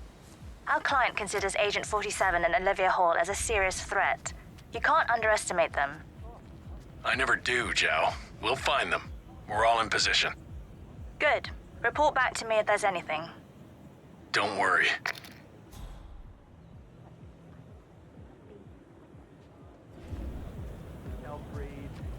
Yeah, I'm sorry I'm delayed, but someone must have moved my bike, and I can't find my...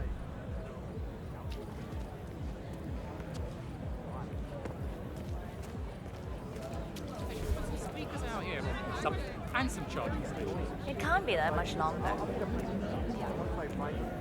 Okay. Yeah, I'll see you.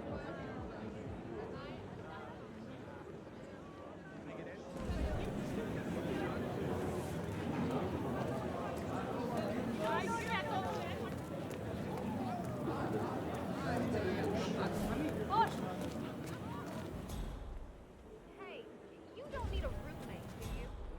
You're looking for a place? Yeah, I've been couch surfing, but I'm sick of moving around. I might be able to pass your number to someone. Sorry, sir, got orders. Can't let you through.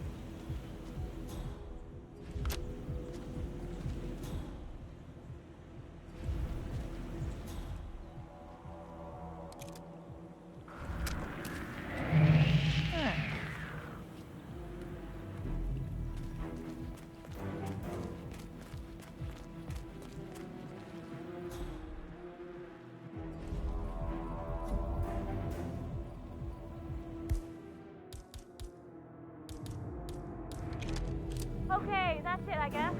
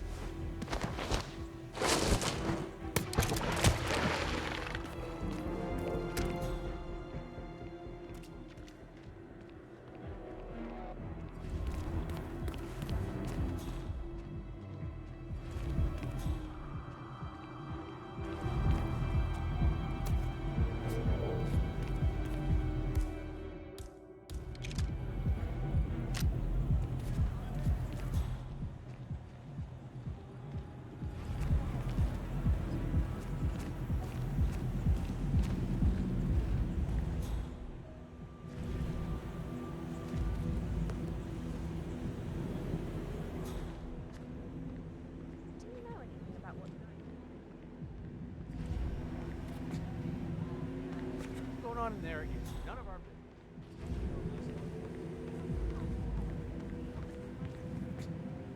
You don't want to poke around even a tiny bit? They don't pay me enough. I'm curious. I'm pretty sure it's supposed to work the other way around. What I'm saying is,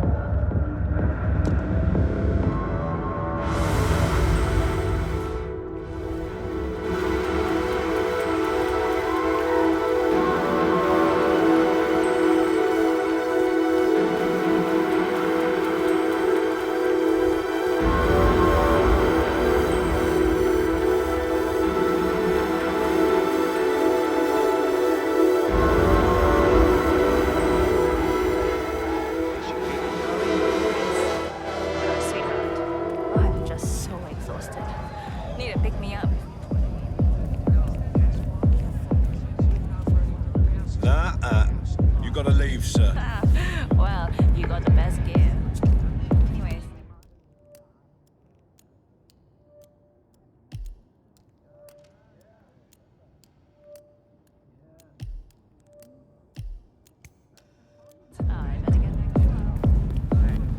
Wow, you're in great shape.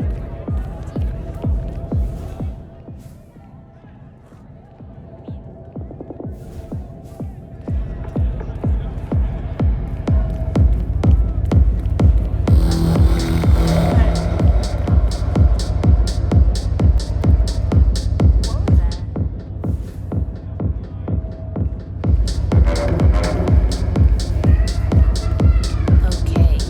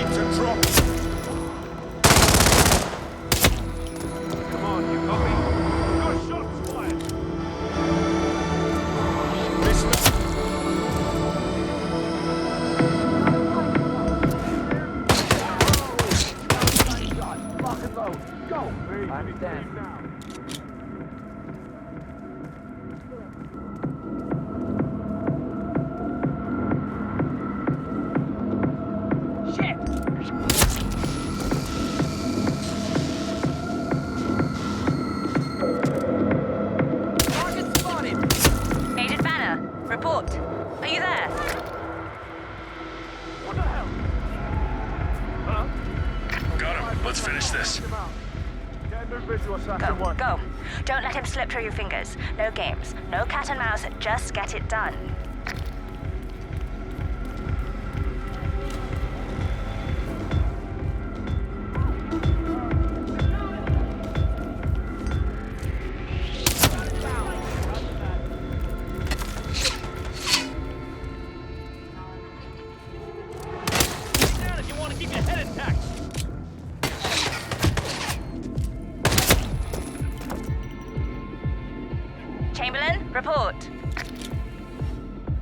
Help me. Where is he? Anyone got a visual? We've lost a third. We're paying for our mistakes with blood. Stop wasting time and end this.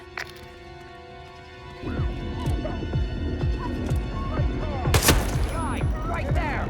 Don't let him take control. Okay. All right.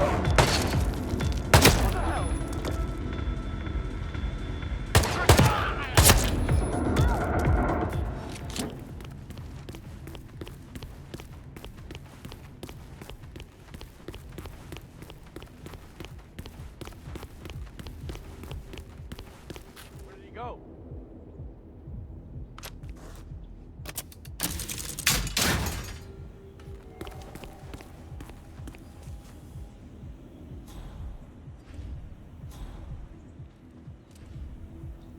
Gunshot! Find the shooter now! Go! Copy that.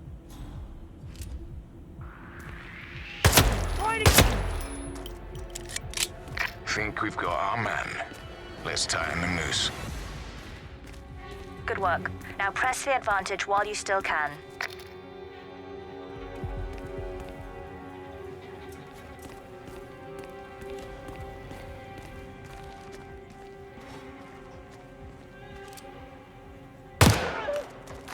Don't save your ammo on this guy!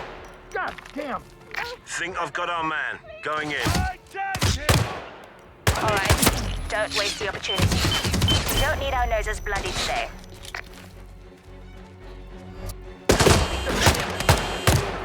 That makes 4. If any of you make it out of this debacle, you'll be the laughing stocks of the ICA.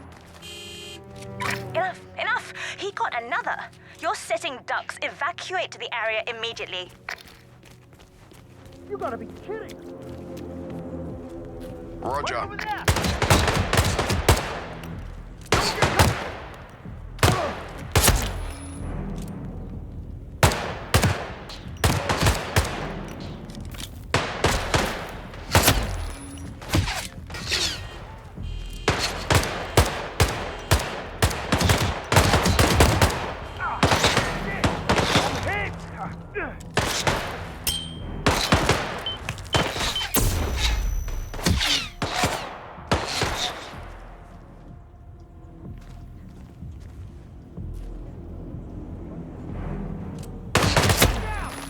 Psycho is collecting scouts!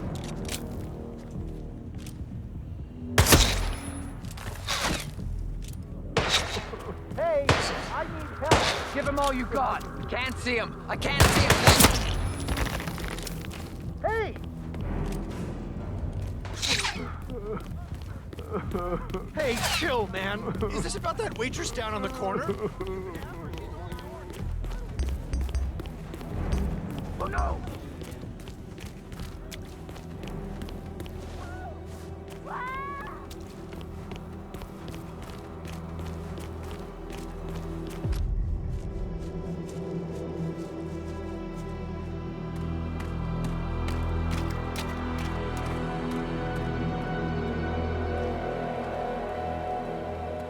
We're clear. You killed all of them? They got my message. Where are you? Diner. Up the main road. On my way.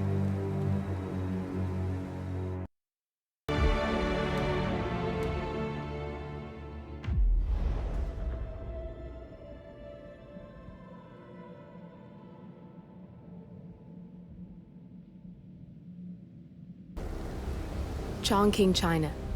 This city is Big Brother's wet dream with more than 2.5 million cameras covering 15 million people. Privacy is a 4-letter word in this place.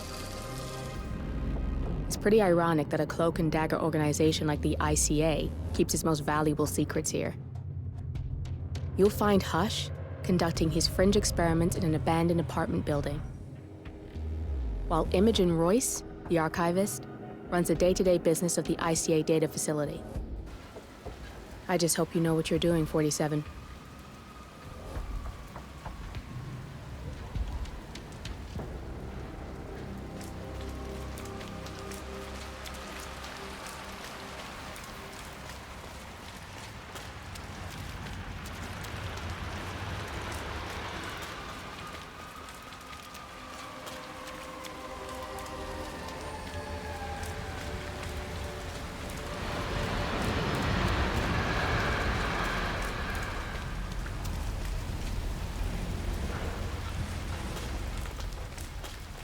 late.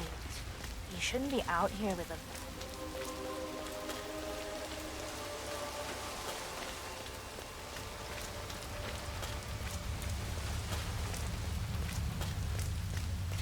Ah, my knee is so sore.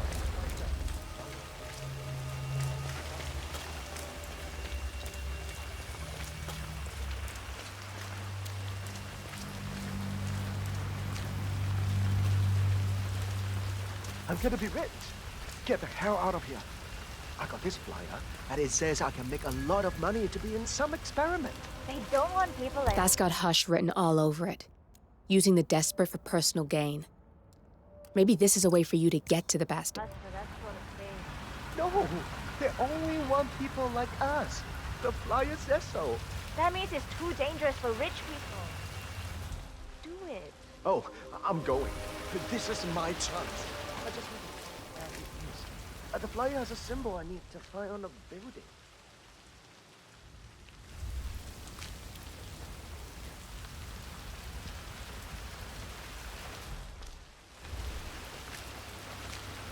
What the hell? Huh? What?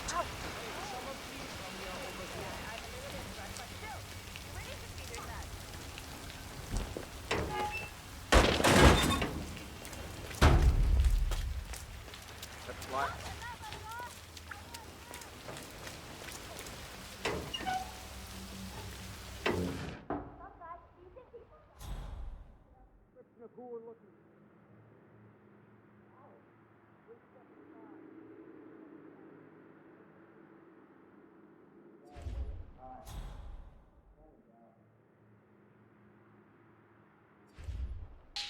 Command! Something really bad is going down. Be ready.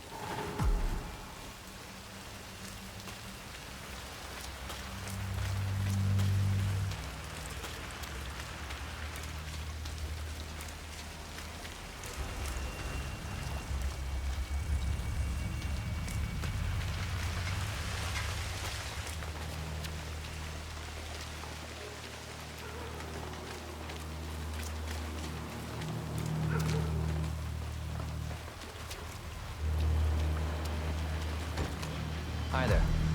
Let's get you out of the rain, shall we? We just need to frisk you first.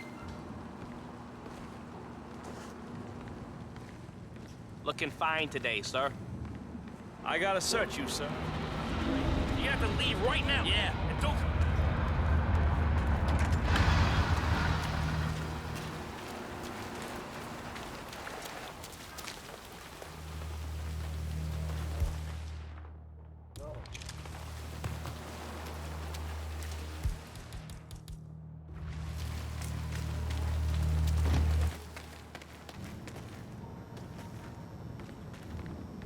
Feels good, huh? Bet it does, pretty boy.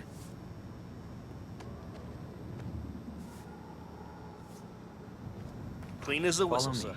Go on. God.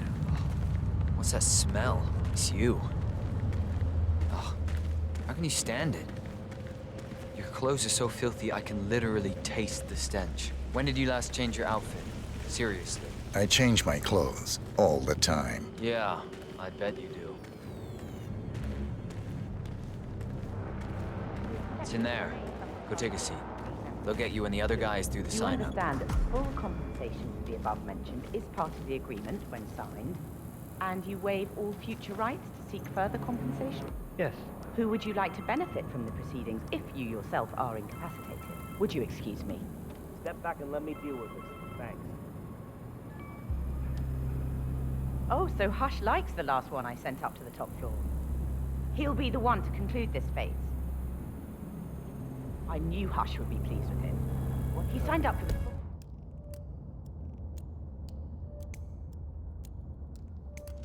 full package. Strong, too, all things considered. I'll wrap up down here. Thanks, Junli. I was just informed that we don't need any more test subjects tonight. I don't understand. There's no work? Oh no, there will be more to come. Depending on the results of the conclusion to this test phase, come back tomorrow, and we'll schedule a new spot for you. Come in and take a seat.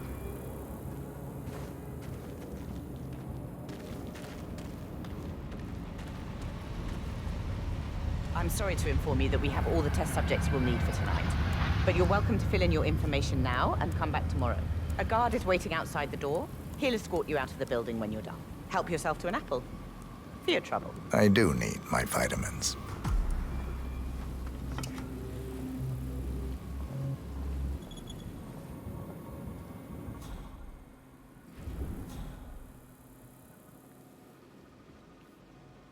I want you to escort the subject out of the building when he comes out. Understood. I hope to see you tomorrow.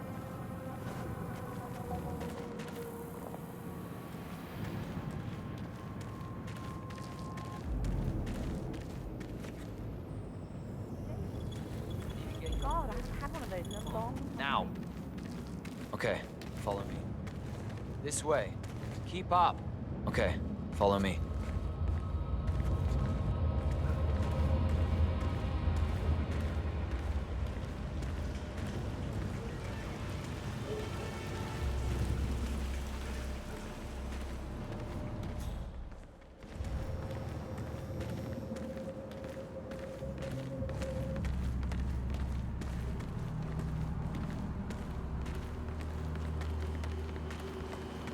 What? Sir, I need you to leave, please, okay? We don't need any more subjects today.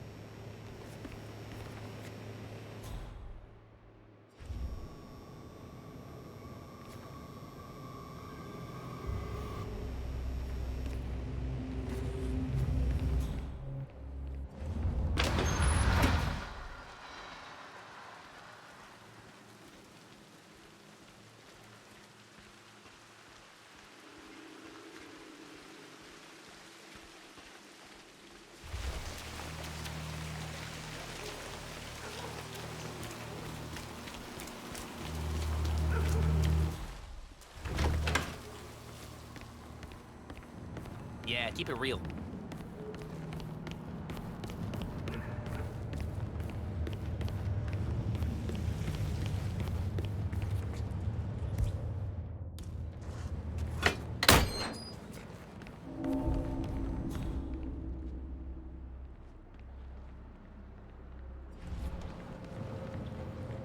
You know, I enjoy your company. That's nice.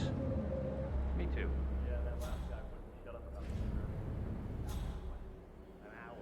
Yeah, what are those experiments about? Over here, stuff.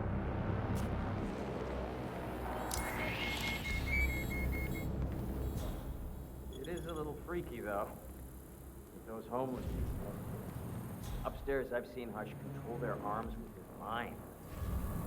Something. Not his mind, the machine. Straight to it with his brain, that's all. Yeah, he's weird. With his condition, his project, and him being hooked up to the facility with that implant. Is that for real? It's for real. Not that big of a deal. Where we're all going. Into the future.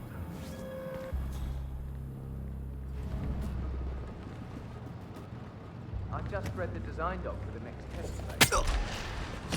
How is it?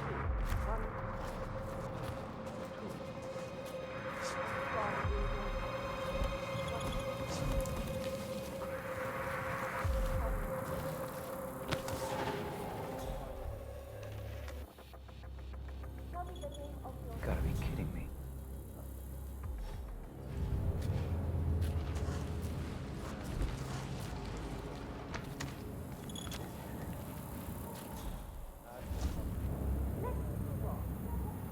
Where did you grow up? I grew up here.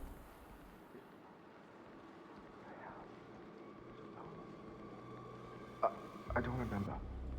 What is this? Stay calm. Have a little breathe. Pick up with us. Don't do that, my God!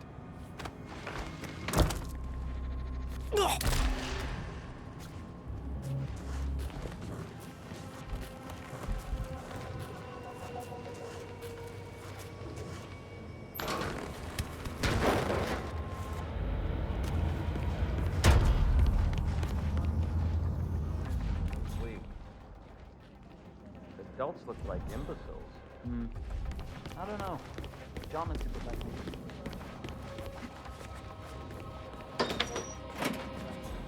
I just read the design doc for the next test phase.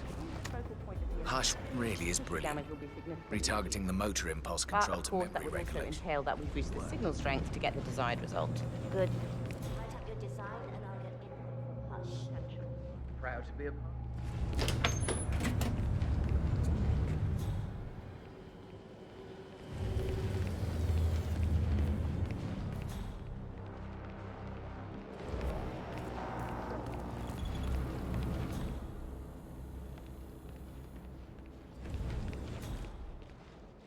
Identify memory marker 90.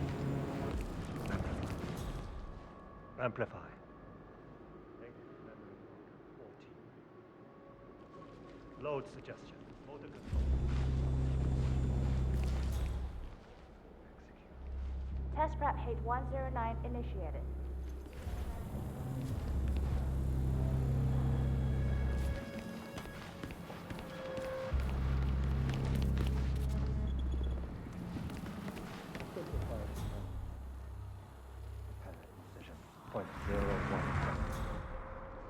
Link suggestion to defining moment.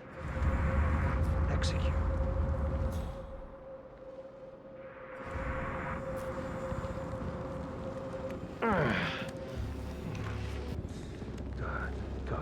Good. Don't get too excited, Hush.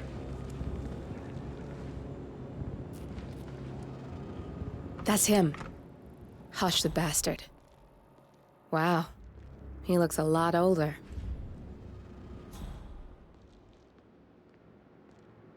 Where's the final test subject?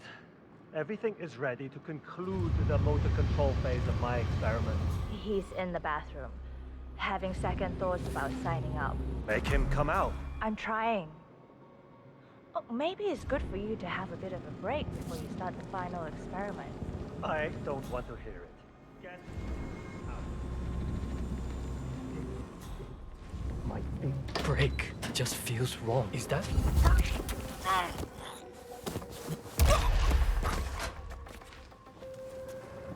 Good, good, good, good.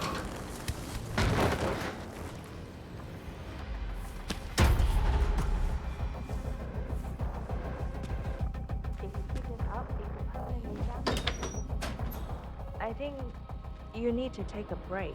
Stop interfering with my workflow. I'm ready to experiment. Oh, good. I'll let Sister Lei know to join us for the experiment then.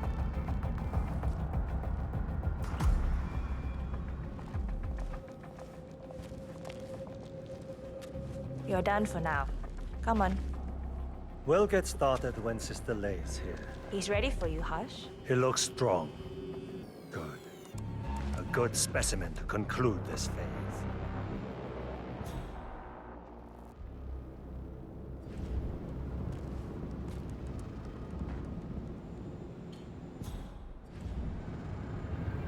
Remember to add a footnote concerning The test subject Oh, came to scrap his that. senses, I see. Good. Sister Lei, yes. We're about to perform the final test of this project phase.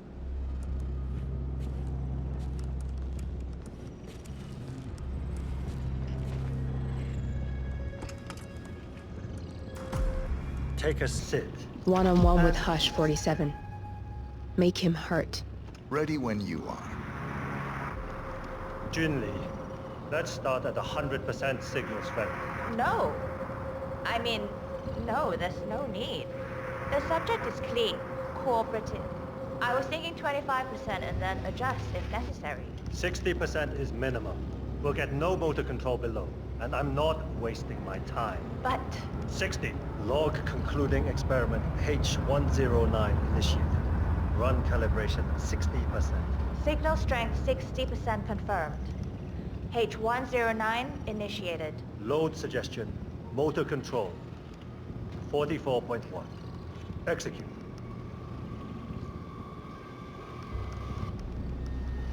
The signal's too low.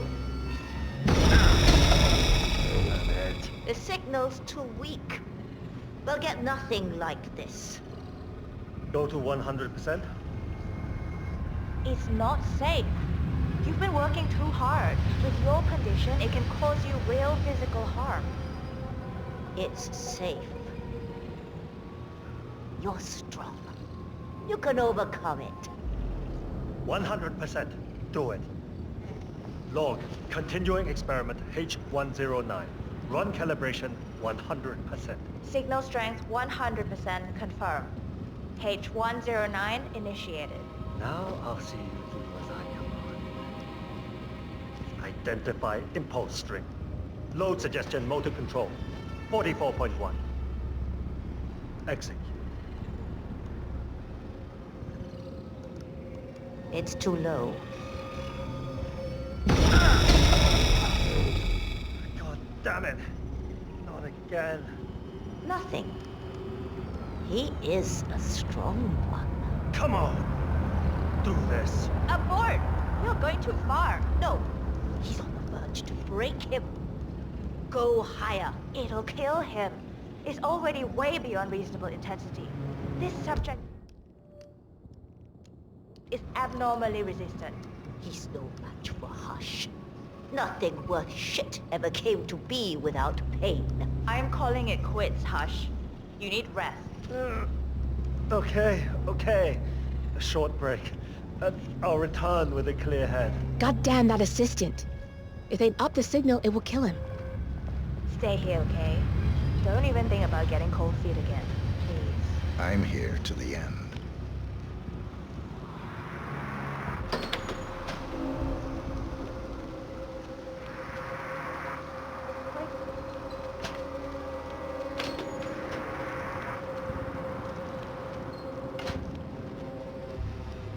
Right. I'm so glad you decided to go ahead with it. You know, you're going to be part of something truly amazing. He's a genius, Hush. This is groundbreaking research. It's an honor, really. But, he's under a lot of pressure these days, so if you could just go along with it, okay? Don't try to resist the impulses.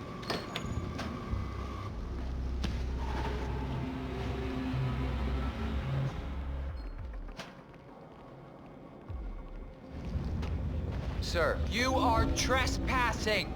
Please turn around. Don't get me wrong, but I hope we never meet again. Okay, thank you, sir. This will be over in no time. I'm going downstairs. All right. Good job, sir. Thank you. I'm calm.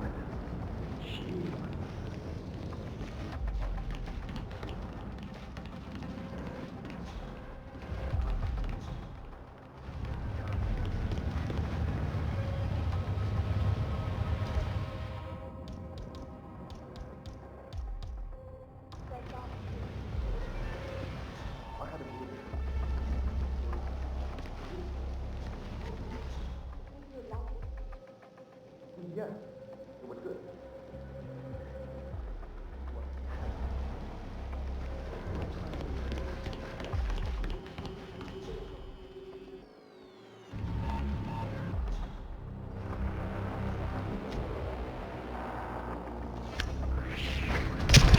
You got the bastard, Hush. Now go get Imogen Royce and we can get to the core.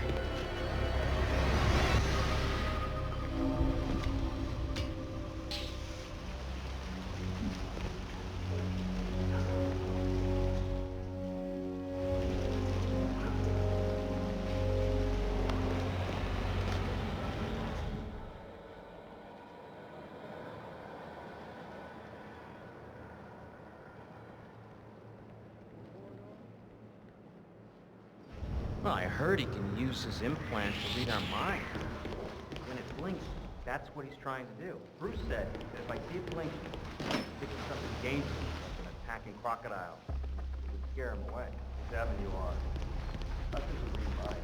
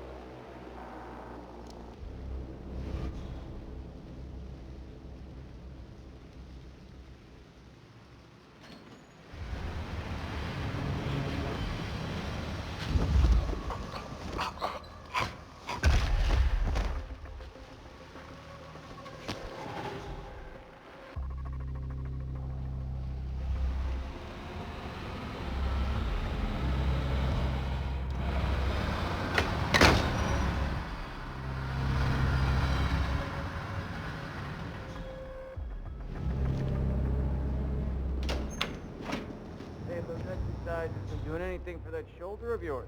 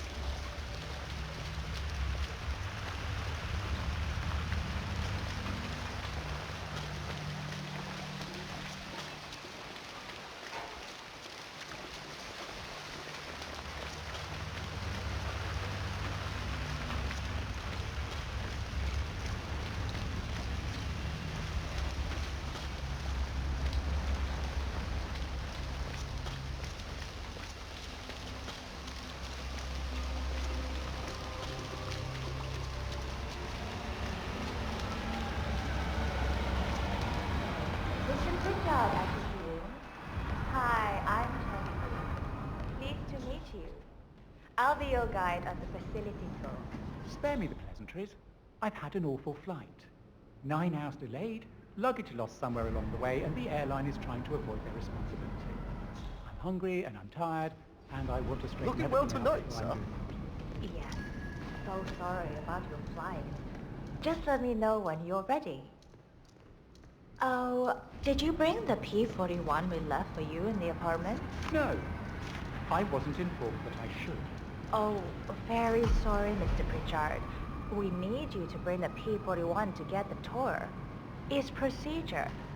Please pick it up before you come and find me.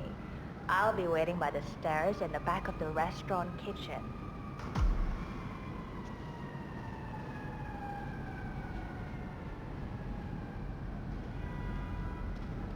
The VIP has access to the kitchen. I'll be waiting for him in the back. Understood. Hey, hurry up, the man is starving. Yes, I'll see to it.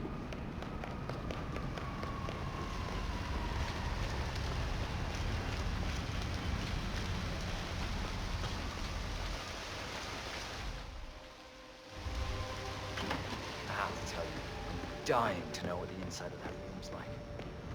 You can tell everything about it.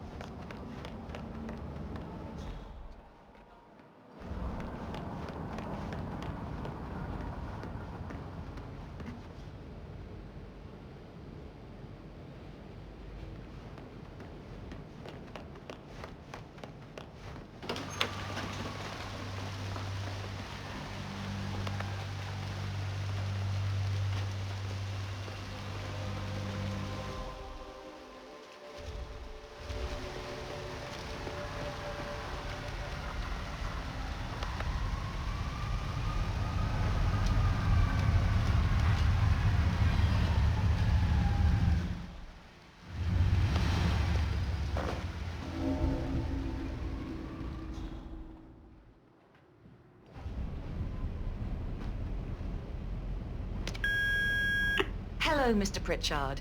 I've just learned that your plane will be delayed beyond the lifetime of the entry code you received for the facility. For your convenience, we've set up the new code to be 0118 to match the one for the apartment. I hope you enjoy your stay. Hi, Fenton here. Mr. Pritchard, I'm just...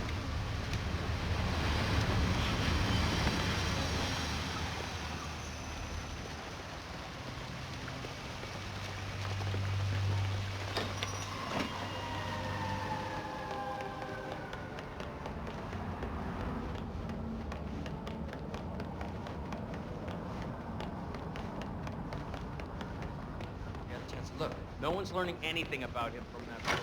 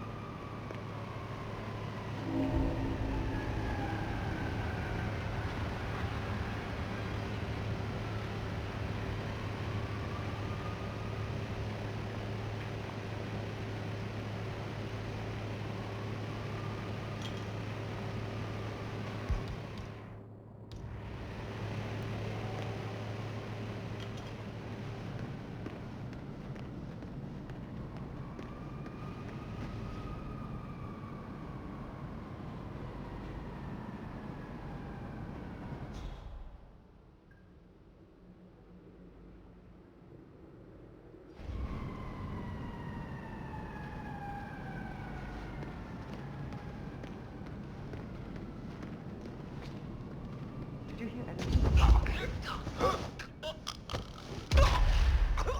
That's pretty unlikely.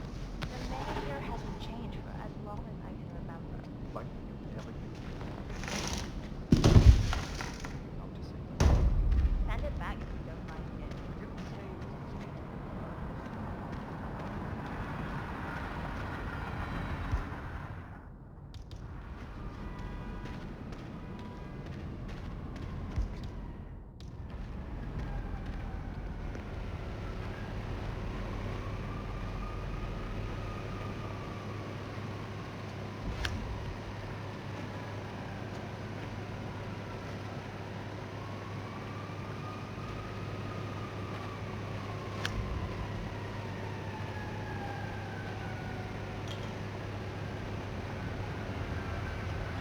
Hey. Who's throwing their junk around?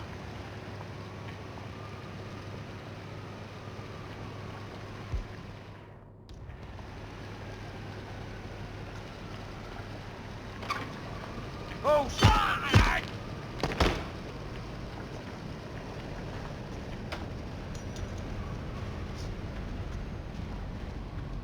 Okay.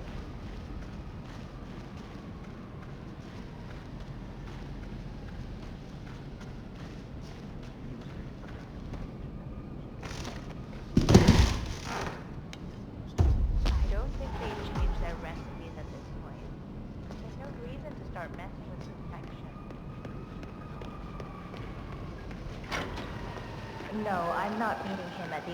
How am I supposed to focus? I'm ready to inspect the facility now. Good. Find your inner Hope you enjoyed the food. Did you bring the P-41 we left for you in the apartment? Yes, I have everything I need. Paycheck.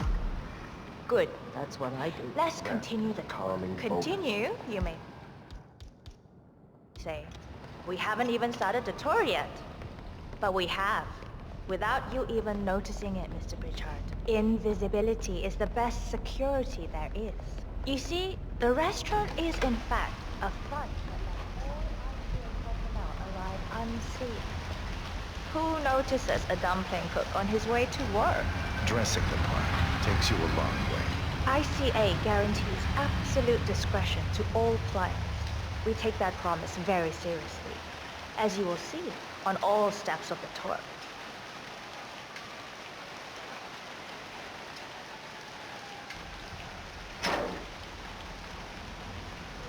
Let's step inside.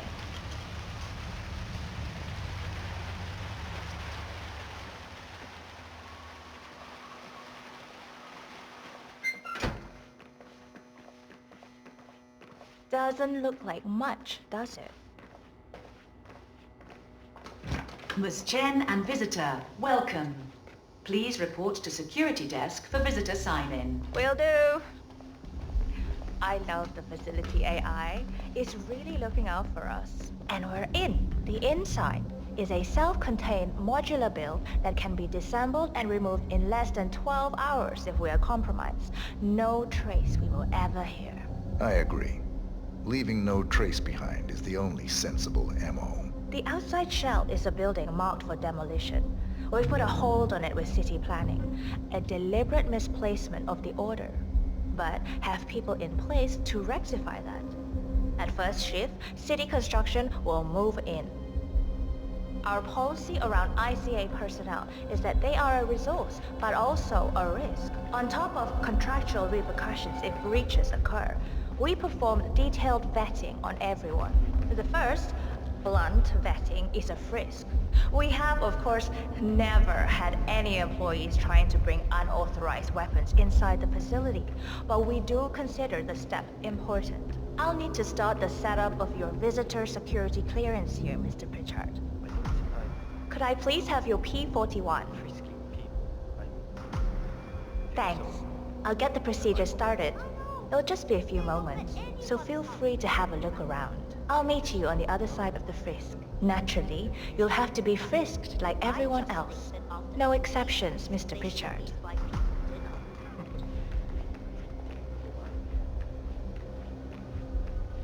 Hey, how you doing?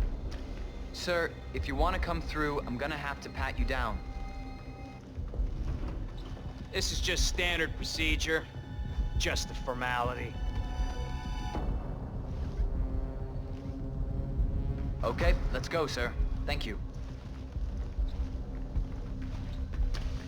Here's the P-41.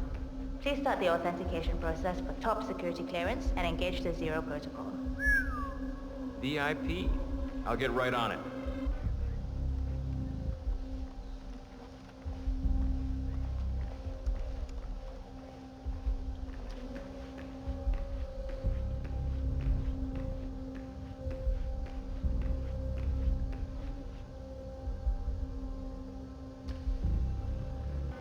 Good, you're here. I've started the security clearance process. It will take a little while since you're covered by the Zero Protocol. All your data will be encrypted and inaccessible without your authorization. Only facility AI will use it for ID analysis. Fully anonymized, of course. But we can go a few more steps on the tour while it's validating. ID analysis? What the hell does that mean? Give me a minute. I'll try to find out. As I said, personnel is the greatest asset, but also the greatest risk of the ICA. The work we do here exerts high-level pressure on our employees, and there is no room for mistakes.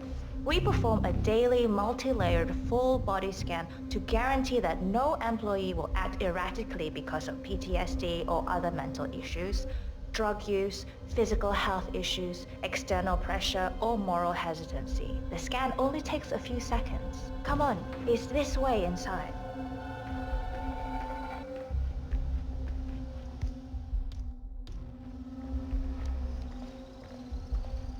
Security protocol. I'm sorry, but we can't proceed beyond this room until your security clearance is finalized. So why don't you have a little look around while we wait, Mr. Pritchard? It should be here shortly. Shit. We need to intercept that 47, or the facility AI will blow your cover.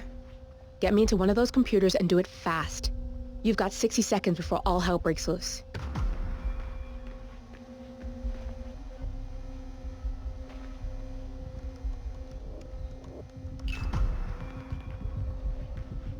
Good, I'm in.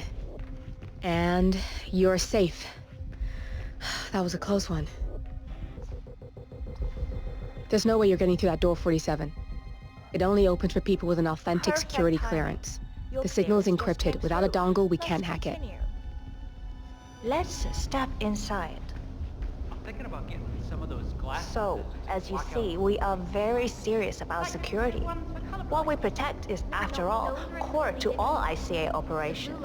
We, and we alone, store all legal work, contracts, target profiles, employee files, contract documentation and validation, and so forth. Furthermore, we handle all current operations, effectuate logistics of personnel and equipment. Our analysts do the client vetting, target profiles, and of course offer real-time contract support to handlers and operatives. Storage and transmission of sensitive information like that takes constant vigilance to keep safe.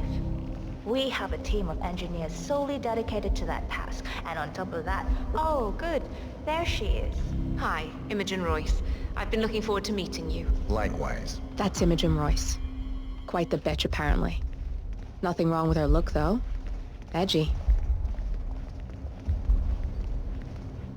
After you. This is the blast and EMP-shielded core room, the nervous system of the ICA, where we store the past and facilitate the present. In general, only a handful of people can access this room. Hush and myself, plus bodyguards and a chosen few of the engineers. I'm the most likely person to meet in here because I perform a regular physical check-in on the core console as a supplement to the remote authentication procedure.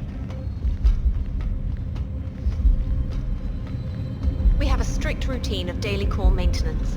Part of that procedure is a flash process evaporating all biological matter in the room. You can see Reed through that window. It's her job to initiate the maintenance. Don't worry, we're safe as long as the safety mechanism is engaged. Even if Reed presses the button, the procedure will not happen until we leave the core room. The doors to the core room are all equipped with... You know what? Screw this tour. I know why you're really here. Cutting to the chase, I see. Knowledge is power. More importantly,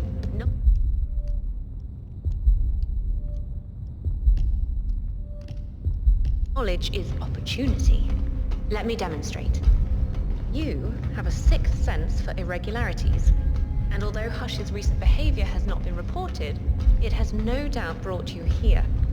You do have authority to shut down unwanted efforts, but at heart you are progressive and not the stickler everyone thinks you are. You have sway with the board, and as I see it, your opinion is now what decides my future and the future of the ICA. So here we go. Imagine this. Having a time schedule on a target with minute details on locations, durations, and purpose.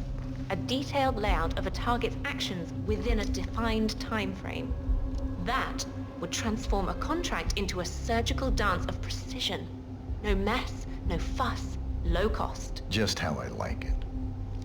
I've been working on a prediction algorithm based on a combination of big data analysis and micro-targeted surveillance of defining target markers. And my results are astounding. All this state-of-the-art is nothing but heavy old-fashioned machinery compared to what I offer. Analysts preparing detailed files, dedicating days, weeks to prepare our contracts, gone. Handlers and analysts supporting our operatives during missions, gone. Teams for cleanup and media manipulation in the rare case something unforeseen does happen, all of it, gone. I asked you to imagine that scenario. But what good is imagination when you can see it with your own eyes? I've set up a little demonstration for you. 3 employees, unaware that I can accurately predict their behavior. Firing them will result in an already clearly defined reaction. On the top left, we have Sharon Reed, who you saw downstairs. She is a dutiful and trusted employee.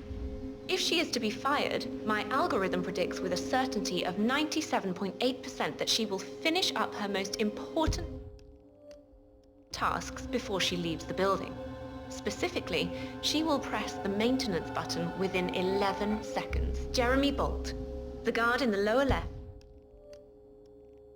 is as tough as nails when on duty.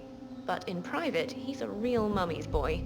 If fired, he will immediately call his mother and, at her advice, seek out who he considers his best friend for support. My personal guard, as it stands. Me? Really?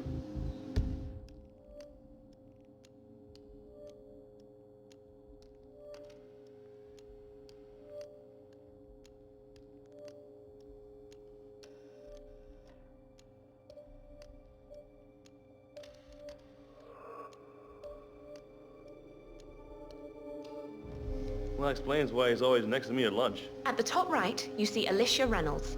Bright and very passionate about her job. However, also very possessive about her contribution. My prediction is that she will try to disable the work she has done for the ICA. If she's not allowed to enjoy her results, no one is. Specifically, that means she will try to enter the core room and disable the safety mechanism. I'll leave you to consider your choice of who you want me to use for the demonstration.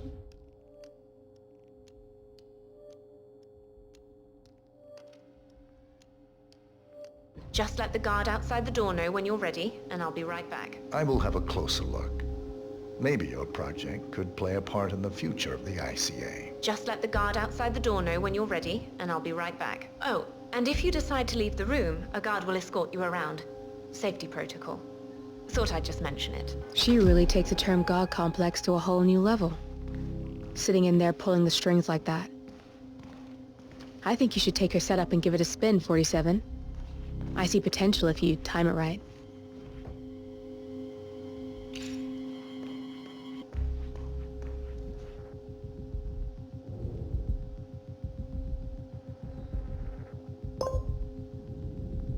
Sharon Reed. I regret to inform you that Code 41 is now effective for your employment status. Thank you for your service.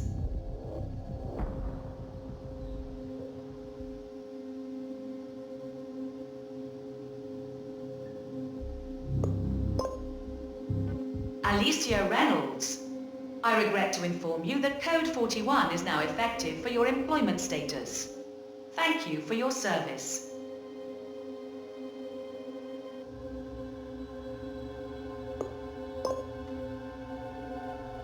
Jeremy Bolt. I regret to inform you that Code 41 is now effective for your employment status. Thank you for your service. What?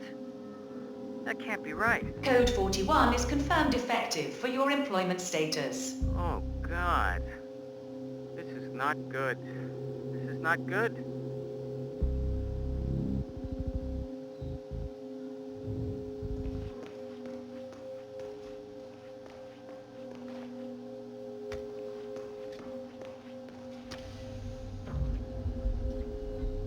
Don't mind me, sir. I'll be escorting you around. Don't mind.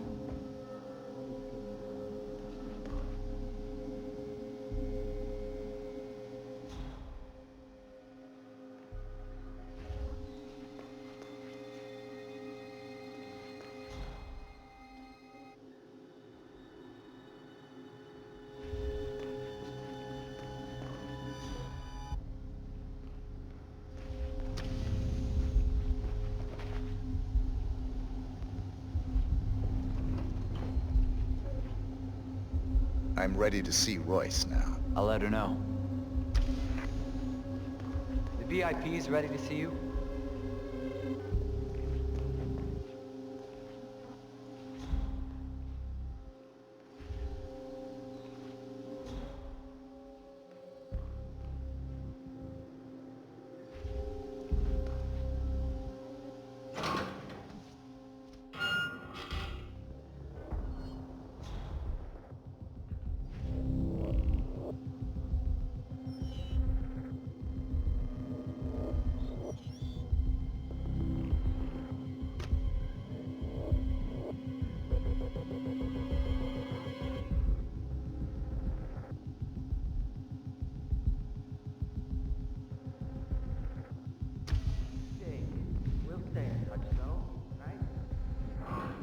Wow, you've been busy. It really is mesmerizing to see the precision of the predictions as— Don't hit me! Oh! Both targets down, good. Just give me a second, and I'm in. You can now access the core 47.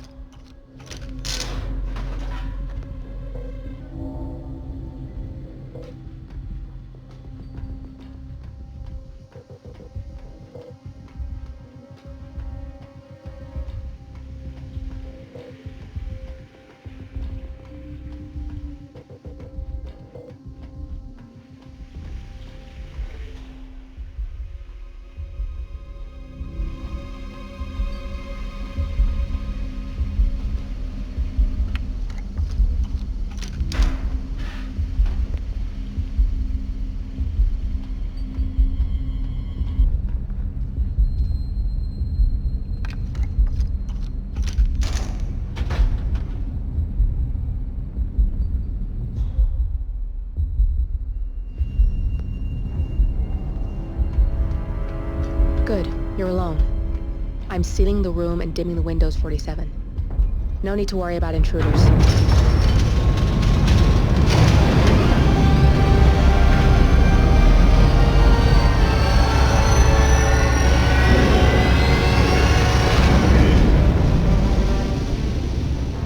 It's all here. Clients, operatives, every hit the ICA ever sanctioned. Enough to shut them down for good. But first you need to locate all files referencing Diana and yourself.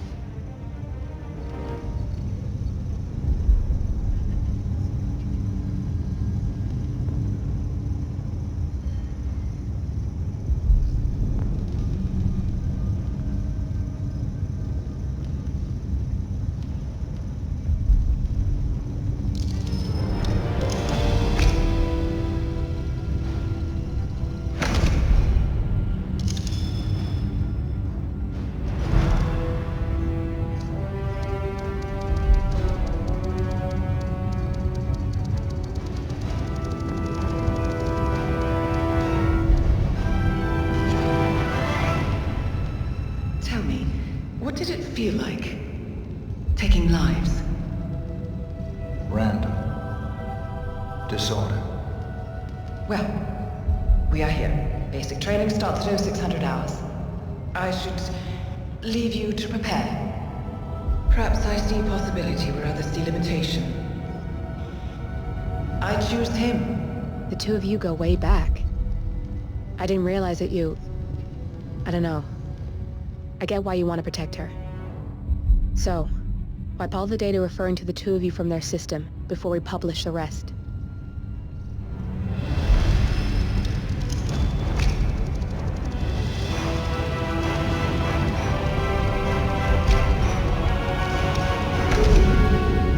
Okay, good. I've set up a link to an information non-profit site. When you press that button, it's up there and the whole world will know. There's no undo 47. This will shut the ICA down for good. You really okay with this? It's who you've been for so long.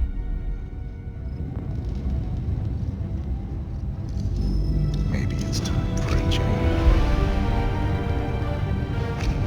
I'll just return things to normal. No need to alert them we were here prematurely. Detected. Lockdown. Shit! I missed that. We're blown, 47. I can hold the doors for a little while. Use the vents to get out. Go, now! All personnel. Breach protocol initiated. This is bad. That means they'll shoot on sight. I'm gonna create some havoc, 47. Make the core melt down. Maybe we'll divert their attention a bit. Warning. Core overheating. Warning. Core shut down. Temperature critical. Warning. Fire detected.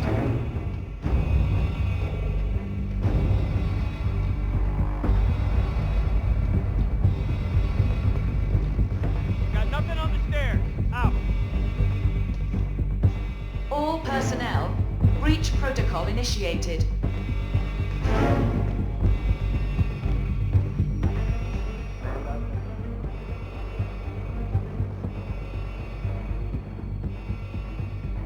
Warning, core overheating.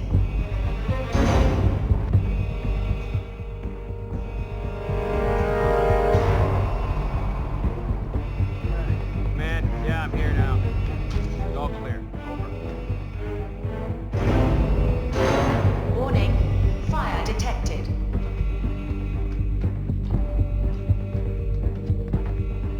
Area clear.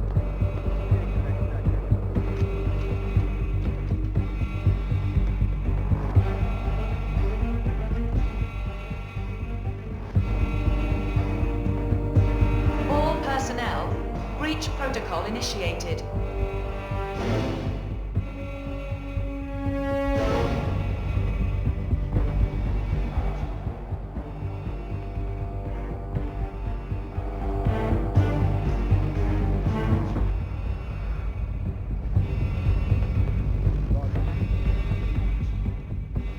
Warning, core overheating.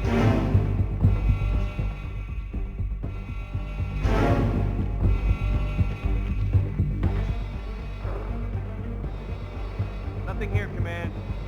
Moving on.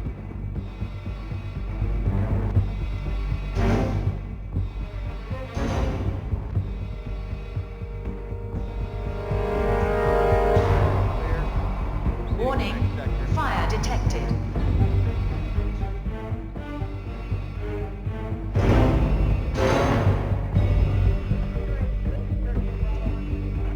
Copy, Command. Still looking. No sign of the perp.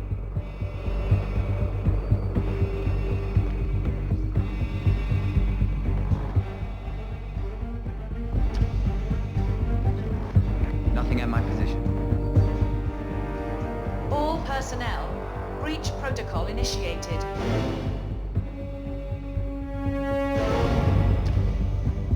What's that, Command? Okay, continuing search.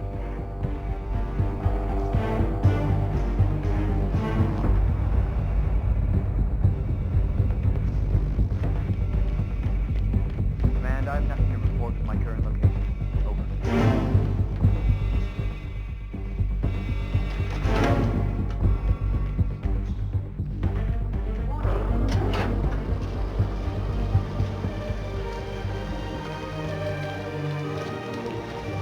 Shit. That was tense, 47.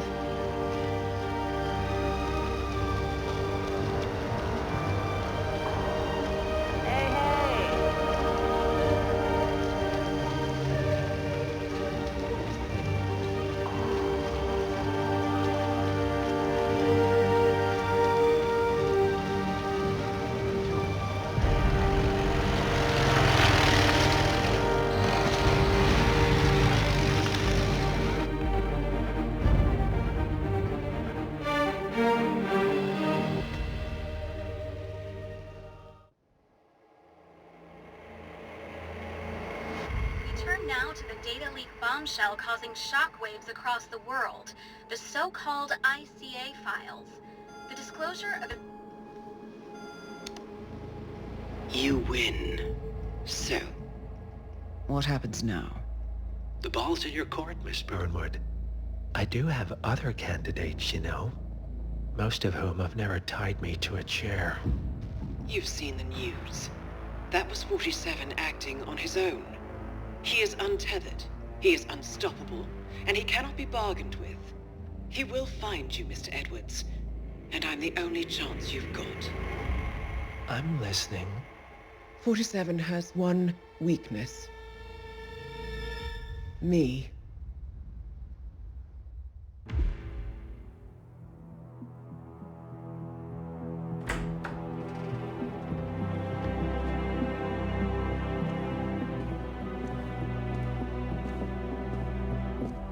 I found something. Buenos Aires International Airport this morning. Now watch this. Heralds. Trail ends at the airport, but turns out that a top Providence operative owns a vineyard in the area. Don Yates, of infamous New York law firm Morgan, Yates & Cohn. And get this, is hosting his retirement party today. She's infiltrated them. She's sending a message. She needs my help. Could have fooled me. You don't know her. Anyway, if you're going after her, you'll need to deal with the Herald. Her name's Tamara Vidal, former CIA asset and political firebrand. She's a master of surveillance and the Constant's most trusted aide. She'll have eyes everywhere. You won't get far as long as she's in the game. Why are you telling me this? I thought you were out. Yeah. Old habits, I guess. Anyway, I need to go. See you around, 47. No, you won't.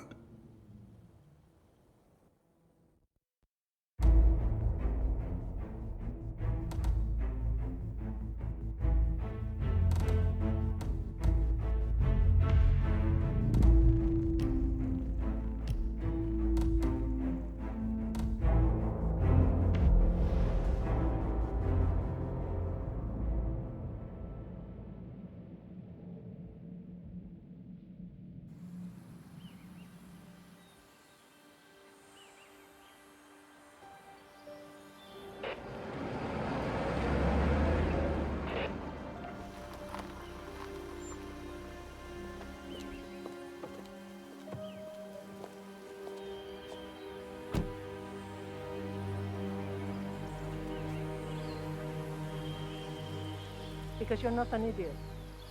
Let's just humor him. Yates likes his little games. Don't be long.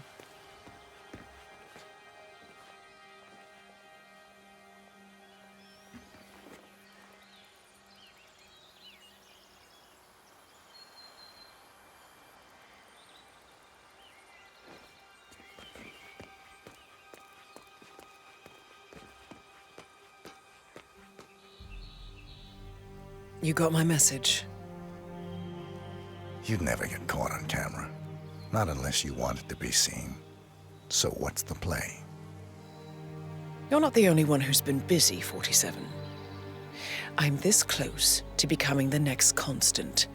I'll be able to dismantle Providence from the inside. Only one man stands in my way. Don Yates. That weasel was the partner's legal counsel for years. He's the top candidate. But remove him from the playing field. It won't work. If Edward suspects, I will convince him you acted alone. Retaliation for Gray. Trust me, I know what I'm doing. the Herald, Tamara Vidal. She has eyes everywhere, and they're all fixed on you. The plan won't work unless we take her out. She never leaves my side for long. Whatever your plan is, I'll help you if I can. You're sure about this? As sure as I'll ever be.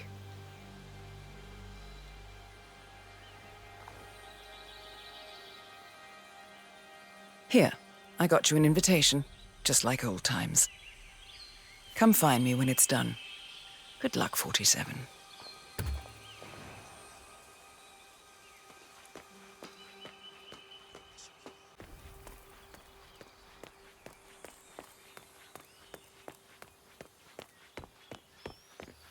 Oh my gosh, be careful. The ground's super loose. Ready, Pam? 3, 2, 1. Valentina must be over the moon about Tom. Bienvenidos to Viñeda Yates, señor. May I see your invitation, please? Gracias, señor. Enjoy the party.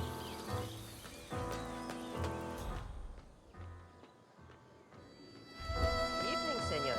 Thank God it's finally. How's it going? Tamara Vidal. I'm here for the tour, it seems. Ah, yes. Miss Vidal. My apologies. I didn't recognize you. Let me sign you in. Luther? Burnwood's flying solo. I want all eyes on. Let's see what she does. And Luther, redeploy the birds and key in on the party area. We're spread too thin. Too many blind spots. Anyone as much as sneeze in the wrong direction, I want to know about it. Then, all done. And I see your tour guide is none other than Gabriel Vargas, the state's chief winemaker. Well, this is a rare privilege. You and Don Yates must be very close. Yes, about 400 meters, I should say. Pardon me? Never mind. I'll just wait here for my companion. Carry on. See that guy over there? That's Don Yates fixing.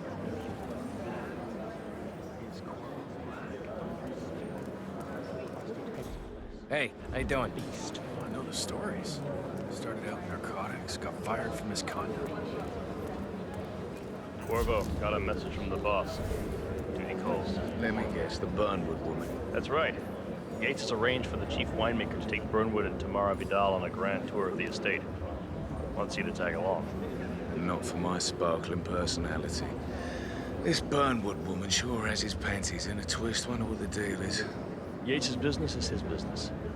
Just get yourself ready and sign into the visitor center. Oh, have a drink on my behalf. I don't drink. Makes me sentimental.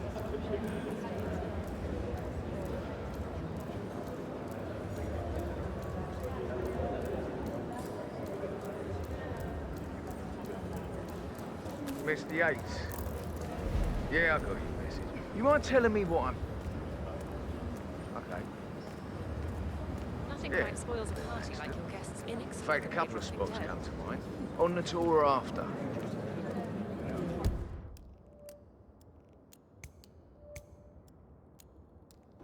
Stand by. So you're not sure yet? Does that mean there's a plan A? One where I don't stand a 50-50 chance of getting caught? I mean, you do realise the risk here, boss. Broad daylight, workers around. Who exactly is this bird? It's a nice job. Yeah, all right. But if I'm gonna be one of these heralds of yours, you need to start letting me in on a few things. Okay. So who's this fool guy?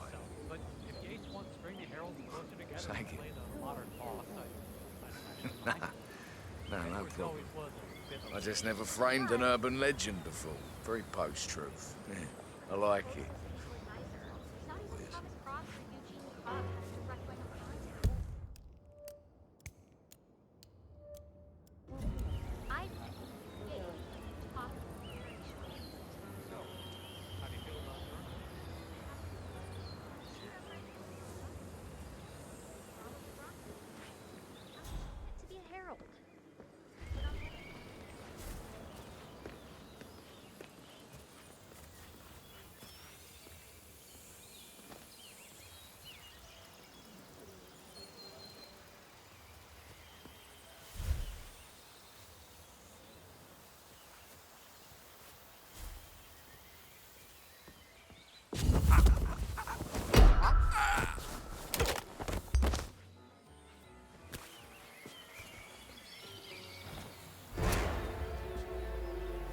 going on? You look local. Are you there? Someone's causing cow. You need to deal with it. God, no.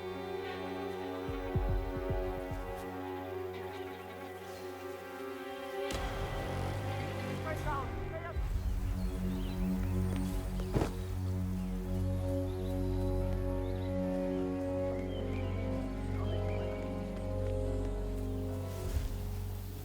Get the hell out of here. Okay, I got it.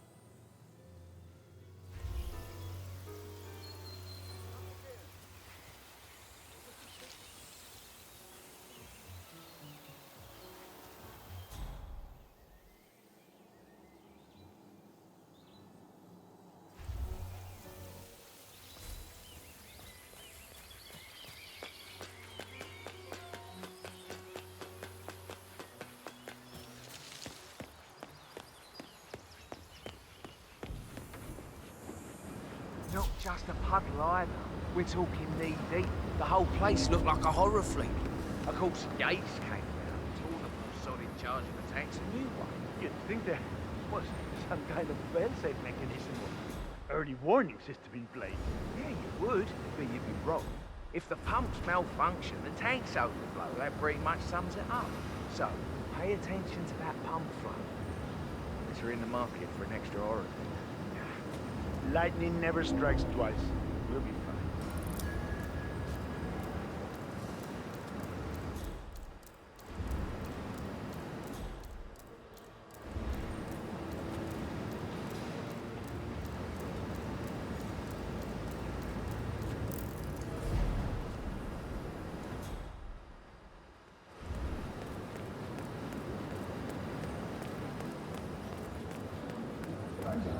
No, they were discreet enough to.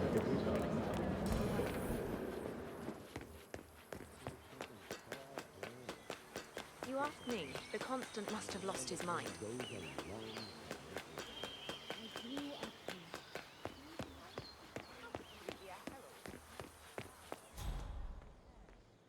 heels are an accident waiting to happen. Don't hold your breath. The Dalek. They burn with the ropes. Figured the rest of us wouldn't forgive and forget so easily. Sneaky bastard. The man didn't get to where he is by accident. Hey, man.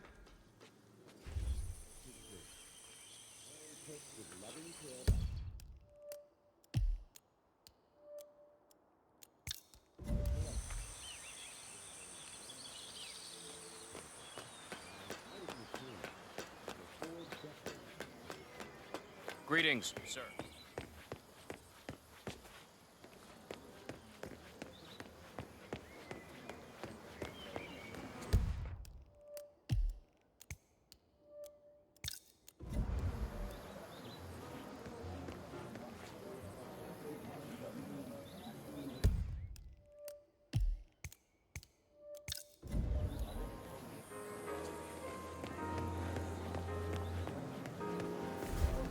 What?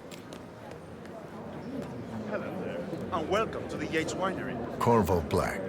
I'm on the tour. Right, Mr. Black. Welcome. Miss Burnwood and Miss Vidal will meet you down by the wine fields. I trust you know the way? I can find my way around. Enjoy the tour.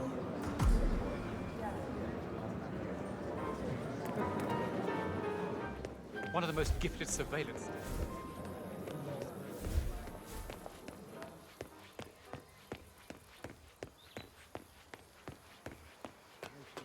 Johannesburg Hall.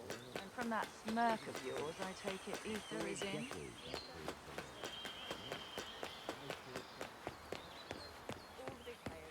Over here. You two must be Burnwood and Vidal. And you must be Yates's garbage man. Sorry, but I didn't catch your name. This is Corvo Black, Tamara. He's a ICA regular. I only work with the best. Well, we're all here, it seems. Except for our guide, the chief winemaker. Looks like we're stuck here until someone fetches him. Mr. Black, I'm looking in your direction. Hold on. I'll track him down. Attaboy. Do try and bring him back in one piece. Counterintuitive as that may be. That was a bit rude. Yes. Yes, it was.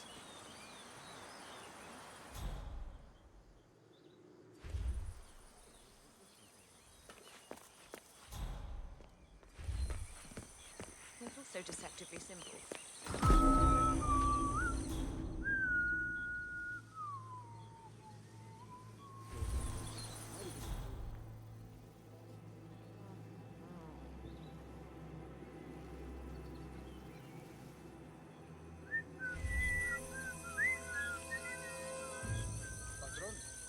Senor Vargas? What? What is it now? What? You have some guests waiting. Senor Yates wanted you to give them the grand tour. Remember? As if I don't have more important things to do than babysit Yates' socialite friends. It's only harvest season. Better do what he says, Patron. Big shot New York lawyer like that. Don't want to get on the bad side. Well, I'm not going anywhere until I have decided if the crop is right for picking. Bring me the 3 Malbec grapes to taste, Ramon. If Yates doesn't like how I prioritize, he can weigh me down with concrete and toss me off a bridge. How's that? 3 grapes, was it? I'll get my picking knife. Every time a car laughs, I know they're looking down here, watching us, enjoying the show. I'd say they're paying about as much attention to us as we pay to the little spite.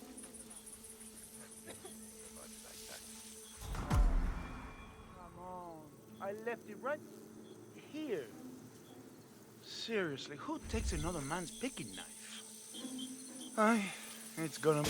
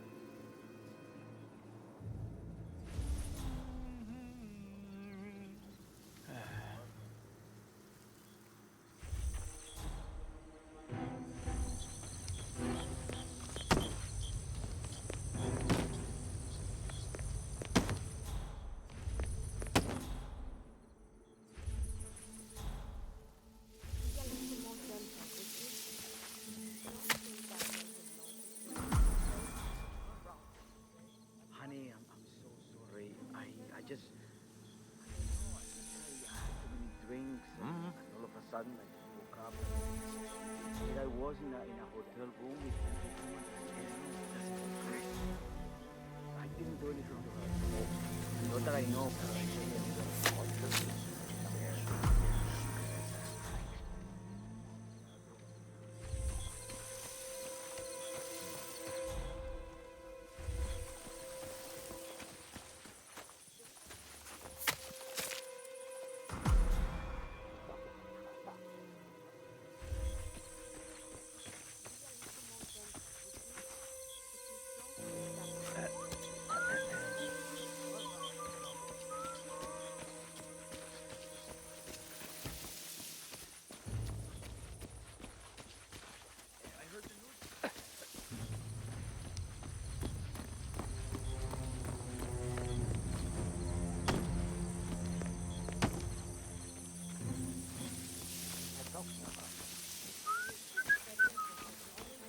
Mr. Vargas, I have the 3 grapes you requested. Yes, good. Bring him here.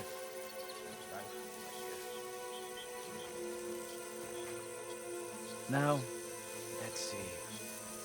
A lovely inky black color. Good size, large and firm. Seeds brown. Excellent. And finally, taste. Sweet, flavorful, robust tannins. Some floral notes. Marvelous. Why, I say these grapes are ripe for harvest. Inform the workers, will you, Ramon?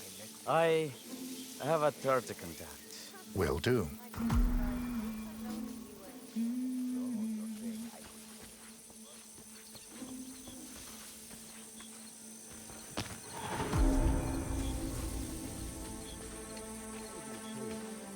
For 4 decades, I served God. Now, I serve something far. I was in a team. For 4 decades.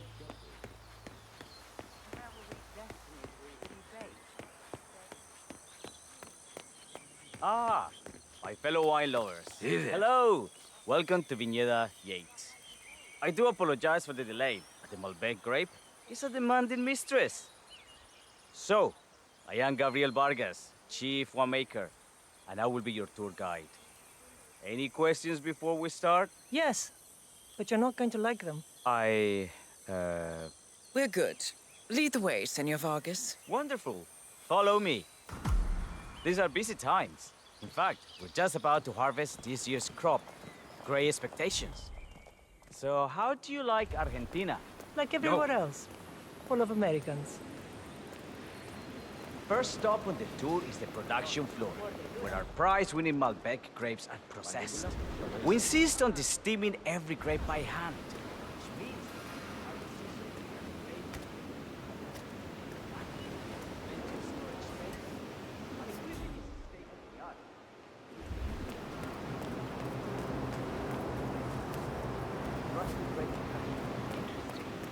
Wouldn't you say, Mr. Black? Follow me, please. Oh, crap, I'm not. Are you a wine man, Black? Somehow you don't seem the type. Oh, I believe Mr. Black here is something of a jack of all trades. Isn't that so? I dabble. I see. I just thought you were sending a message. My mistake.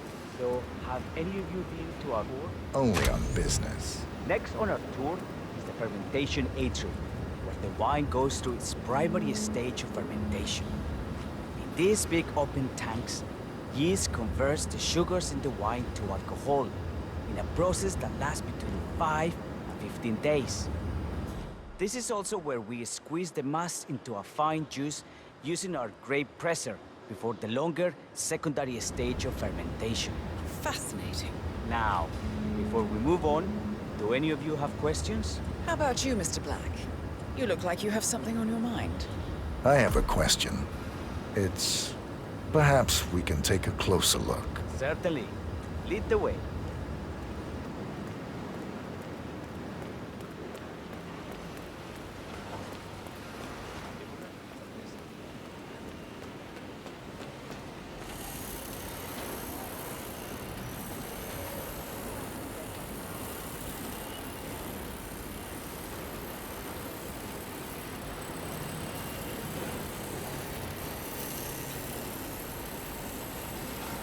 What can you tell me about this grape crusher?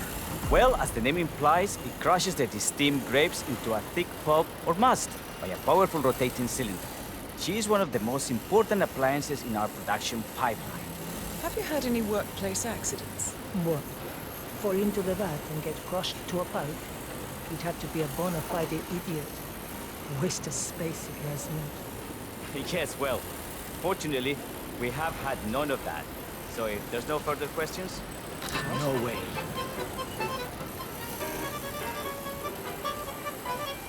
Ah, yes. I just love to clean up all the mess.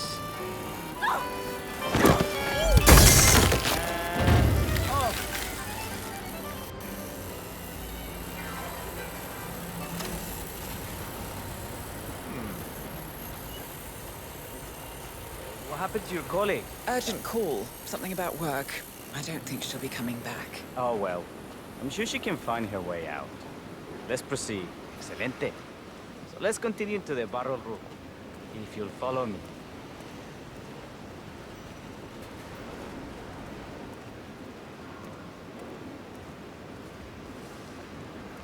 So, are you associates of Mr. Yates? You might say we run in the same circles. Law and order. Must be very exciting.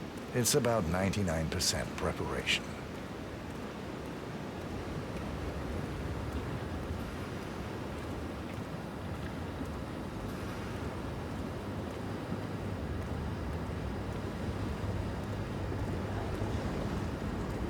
It's all very inspiring.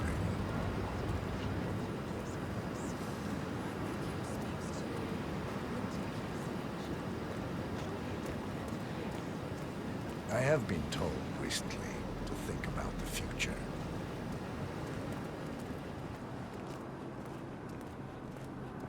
And so we arrived to our final stop, the barrel room. This is where we store the wine during the secondary stage of fermentation. The area behind the glass is where we keep our most precious bottles, including a 1945 Grand Paladin, the most expensive wine in existence. The access doors, which are made from ballistic glass, can only be unlocked from the security room high above our heads. Remarkable. Ah, here comes Senor Yates now. I shall leave you in his capable hands. How reassuring. Ah, Miss Burnwood, is it not?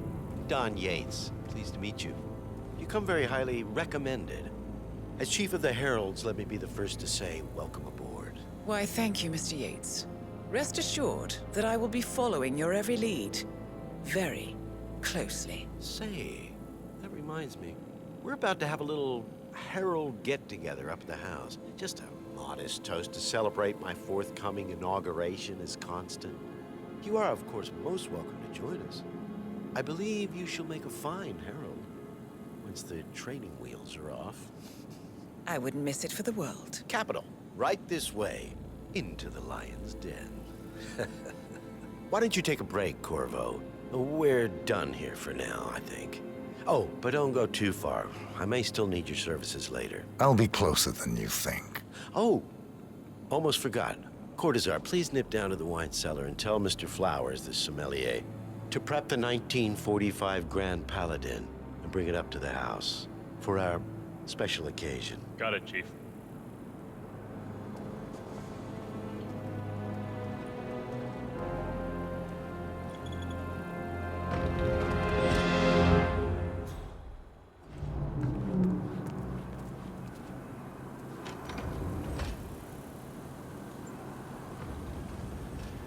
Flowers. Mr. Yates wants the 1945 Grand Paladin brought up to the house. Special occasion. What? Did aliens land on the front lawn? Have the ghosts of Jesus, John Lennon, and Ava Perón unexpectedly come for dinner? Help me out here. What could possibly be so special? Above your clearance, Flowers. Just fetch it already. Fine. What's the passcode again? Last year of World War II. If you have to look it up, shame on you.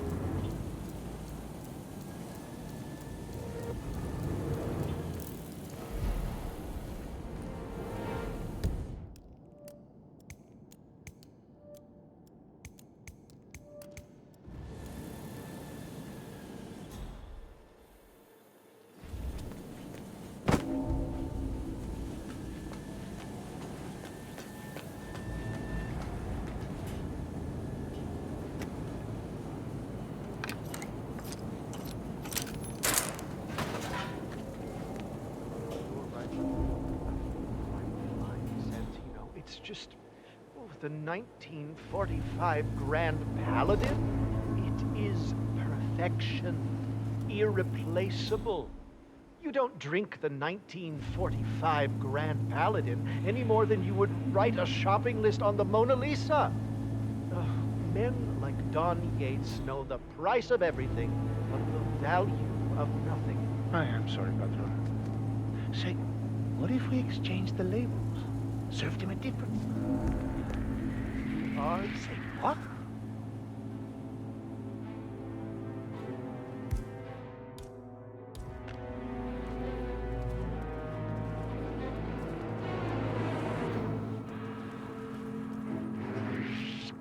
Mind is oh.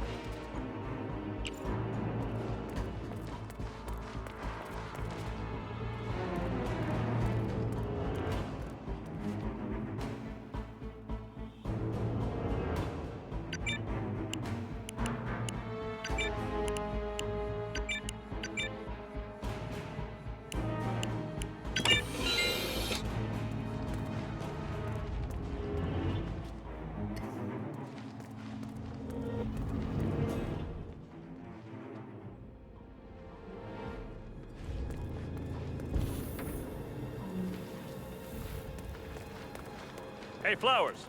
Over here. Come on, while we're young.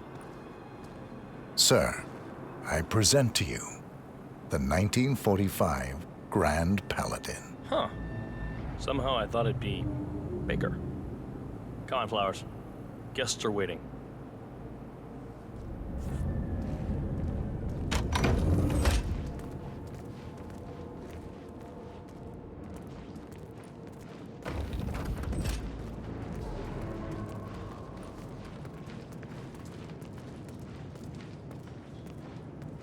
Go on, get yourself patted down. We're still on alert. All those big shots. You wanna pass? I check your pockets. That's not up for discussion.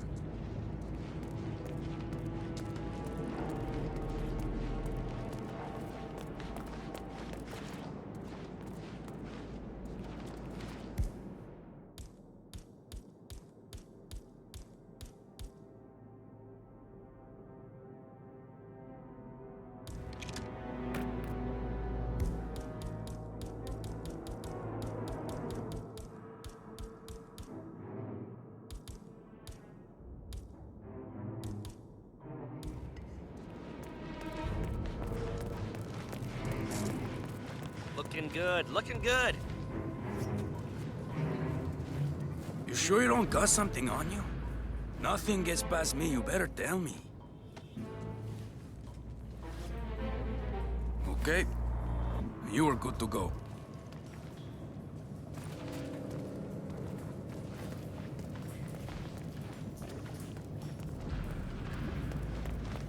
So here's the deal, Flowers.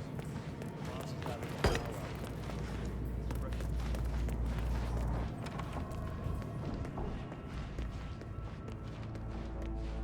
I have always considered the heralds the unspoken heroes of Providence.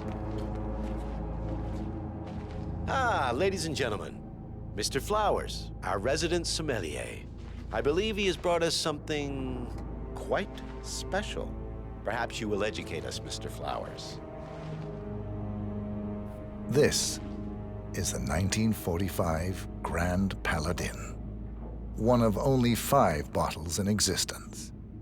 The vintage is legendary, the proverbial unicorn wine. The year was hot, the wine's super concentrated, and thanks to hail and frost, the production was small. Only 300 bottles were ever produced. And when the vineyard was bombed during the closing days of World War II, only a single crate survived. It is said to have amazingly complex aromas with long, savory layers of fruit and spice flavors, and a silky texture. Enjoy. Wonderful. Thank you, Mr. Flowers. Feel free to stick around in case our guests have questions. This wine was gifted to me by the Arch Society in acknowledgement of my firm's legal services. It stands as a powerful reminder that Providence draws its strength not from force, but from partnership. We are but a few, and yet together we are unstoppable because we stand united. My friends, loyalty is everything, which is why we cannot allow traitors into our ranks. Ah, yes. Here it comes. This woman has waged bloody war on us. More than a dozen heralds and operatives dead. Your colleagues and clients, my friend, Ken Morgan. Not to mention the partners themselves, our founders, our benefactors. Make no mistake, this woman's hands are soaked in blood. Our blood. And Arthur Edwards, the new supreme head of Providence, is handing her the keys to the kingdom. Now, does that seem right to you, my friends? Does that sound like loyalty? He's got absolutely right. Perhaps Edwards simply recognizes talent when he sees it. Perhaps this is why I am also in the running to become constant. And following this childish outburst, I dare say I am in the lead. Dawn. What did you say? You're lying, of course, which only proves my point. You cannot be trusted, Miss Burnwood. This woman will be our downfall. That is, unless we take matters into our own hands. You are heralds, sworn to protect Providence against all threats, including inside ones. I have devised a plan. Together we can make it work. But you have to decide now, my friends. Are you with me? Yes. Yes. Yes. Yes. I agree.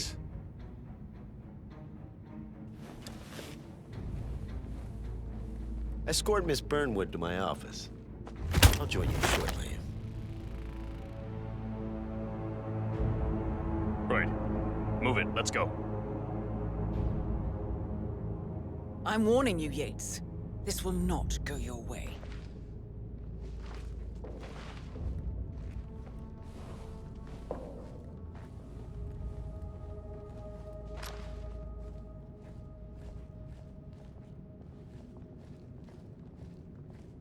We need to get our stories straight.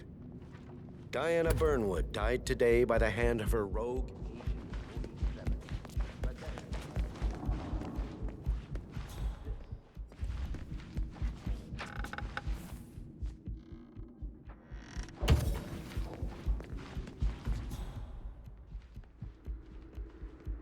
A toast.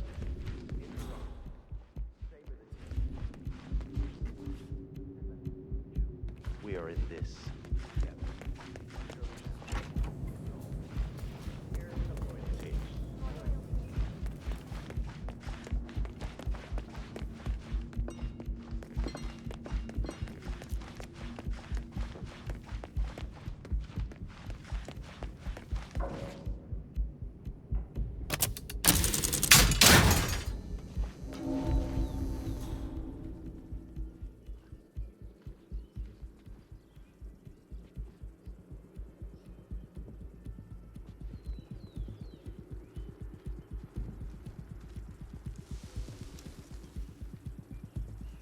Excuse me?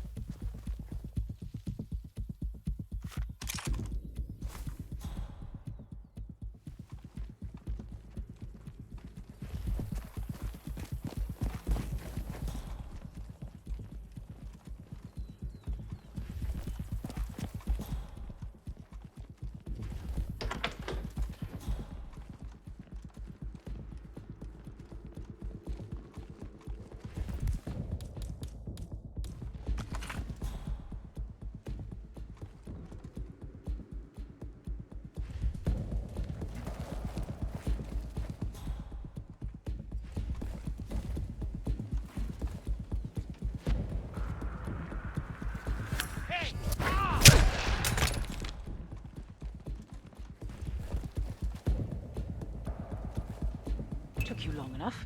Quick! Clear the floor and get yourself a guard outfit. Yates won't be long.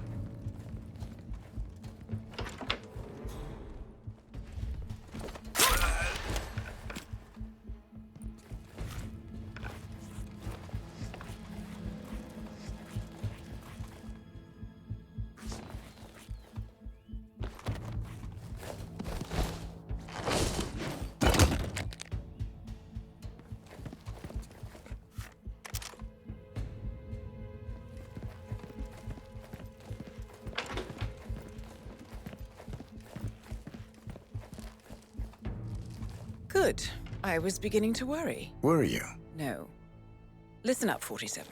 Yates will be here shortly. He'll have his thug Cortazar do his dirty work, but he won't pass up on the chance for a good gloat and a monologue. So, private space? Kill room decor? Exactly. We won't get another shot at this. Now sit down and blend in. When I provide a distraction, you just be ready to move.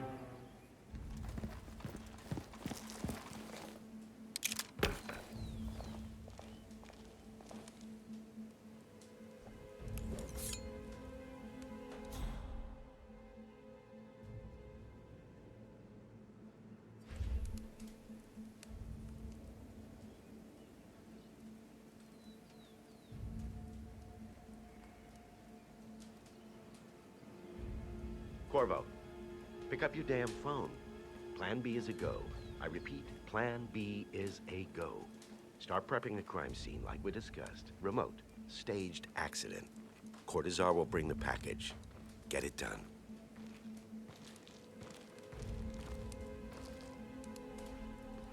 Miss Burnwood. You rolled out the red carpet just for me. Don, you shouldn't have. So confident, even in defeat. I suppose you're not used to danger, always safe behind your screens. Just tell me one thing before we part ways. Why me? Why you? Why would Edwards trust you? Please. It will keep me awake at nights, and I'm 65. I get up 4 times to piss as it is. Oh, it's simple, really. Edwards is proud. He considers himself the cleverest man alive, and yet we tricked him on Isle of Scale, and it's eating him up. He needs to win. Full, unequivocal victory. My recruitment was just the feather in his cap. By the way, you were right about one thing. Yeah? I'm all ears. Holy shit! Turns out this woman...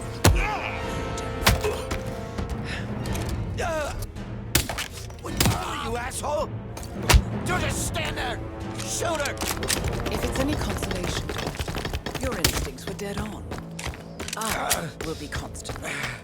And I will make it my mission to tear down problems brick by brick. Finish it. Such a good boy.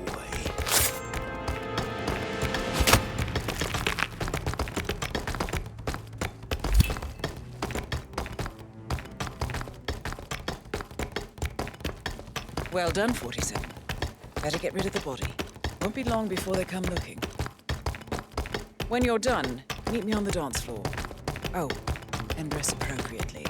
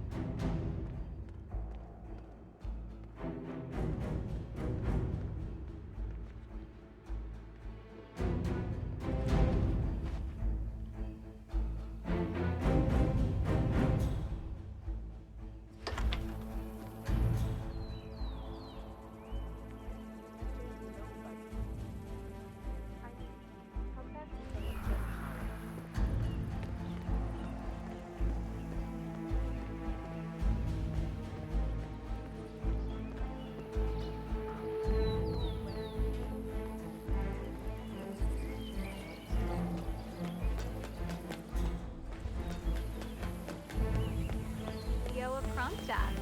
I dare say congratulations, sir. Hello, Sam. 47.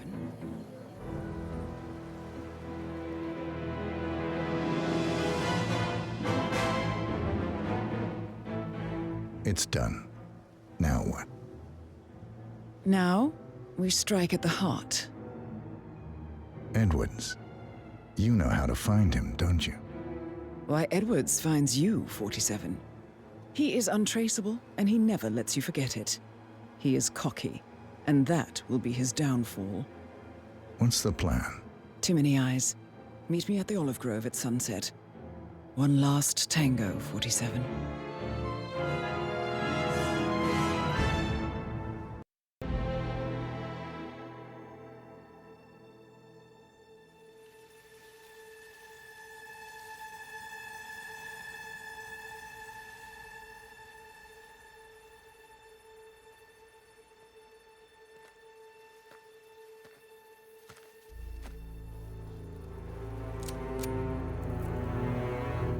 How did you know? Your deal. That kind of power always comes with a price. What's yours? I think you know.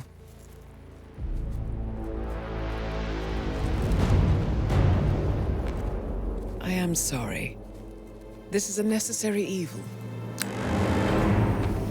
What have you done? Ether brand neurotoxin transfers by touch. See, Edwards learns by his mistakes, 47. And as you've clearly demonstrated, brute force is futile. It had to be me. It was the only way. To get this close. My family. I know what you did. After all these years, I finally know. I am sorry. You didn't have a choice. I did. Providence used you, but I'm no better. All I saw was a blank slate, a weapon to wield. I told myself it was what you needed, but people aren't meant to be controlled. This is a kindness. Goodbye, Agent.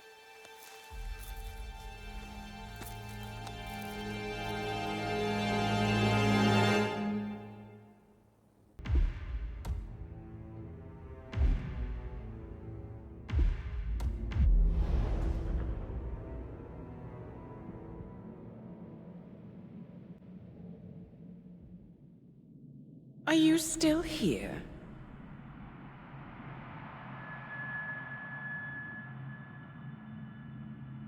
Still clinging on to your self-image?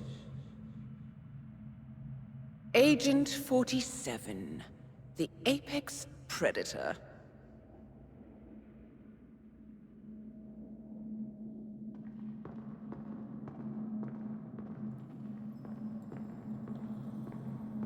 Always hiding behind the headlines.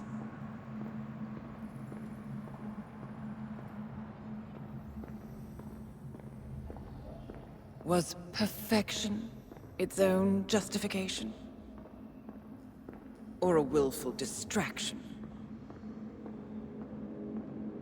A wall built contract by contract to shield you from the uncomfortable truth. You're exactly the tool they bred you to be.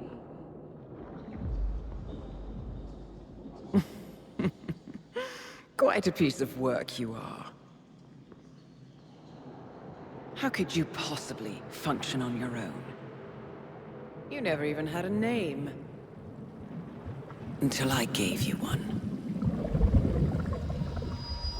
That's him. Burnwood never ceases to surprise me. You really are a most singular individual. And to think she wanted me to put you down. Lucky for you, I never throw away anything useful. Prepare the serum.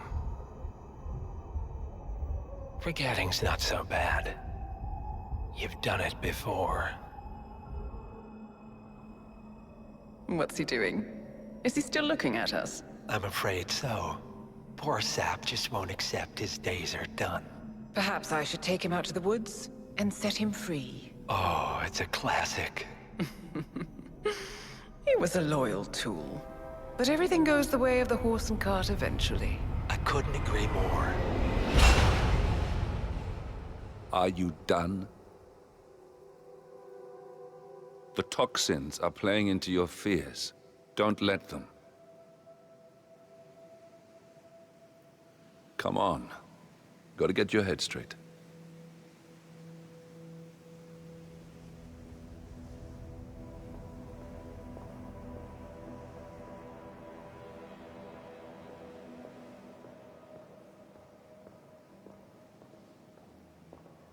She wants me dead. She has every right to after what we did. But that's not what is really going on. She chose power. In the end, she was just like them. No. She found a way to turn Edward's own cleverness against him. The rest is up to you.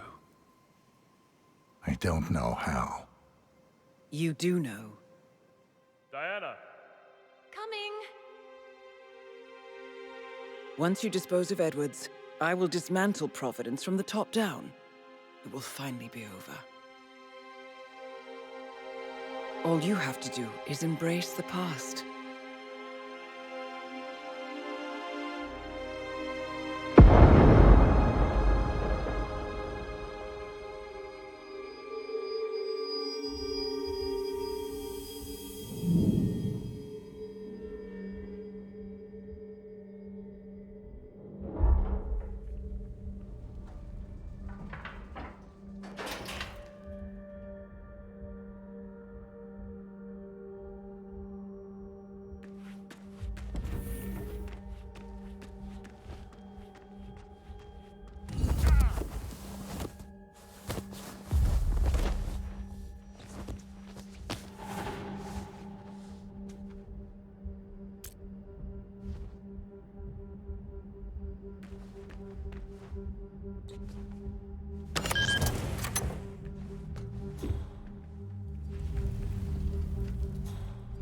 We need to find a catchy name for it. For when we go commercial, I mean. You figure this thing has commercial applications?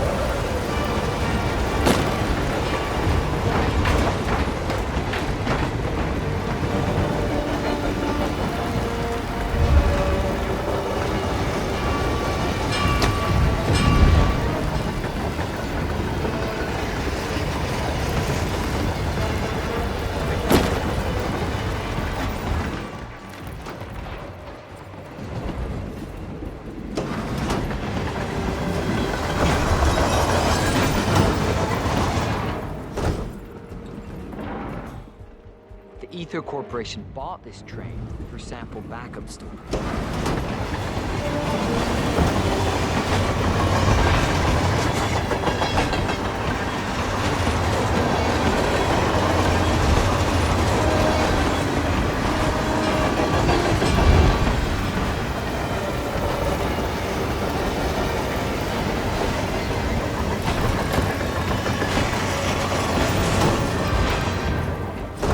Spy master? Well, apparently his crest was on the front car before the...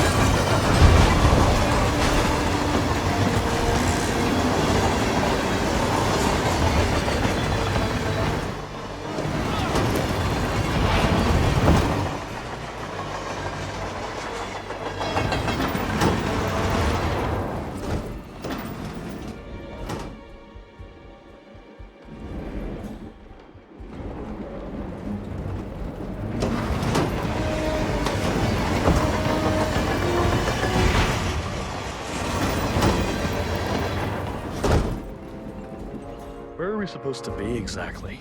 Ukraine? It all looks the same through the blizzard. Nah, somewhere in Romania. We're on a loop from Zagreb to Irkutsk. Isn't it?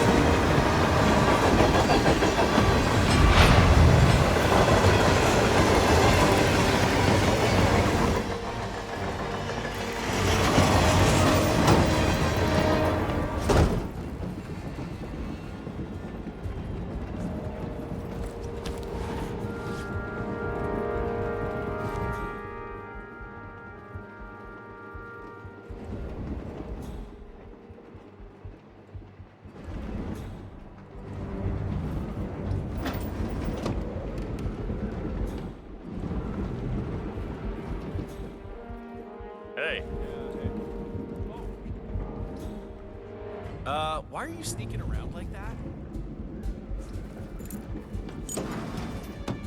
Yeah, hey.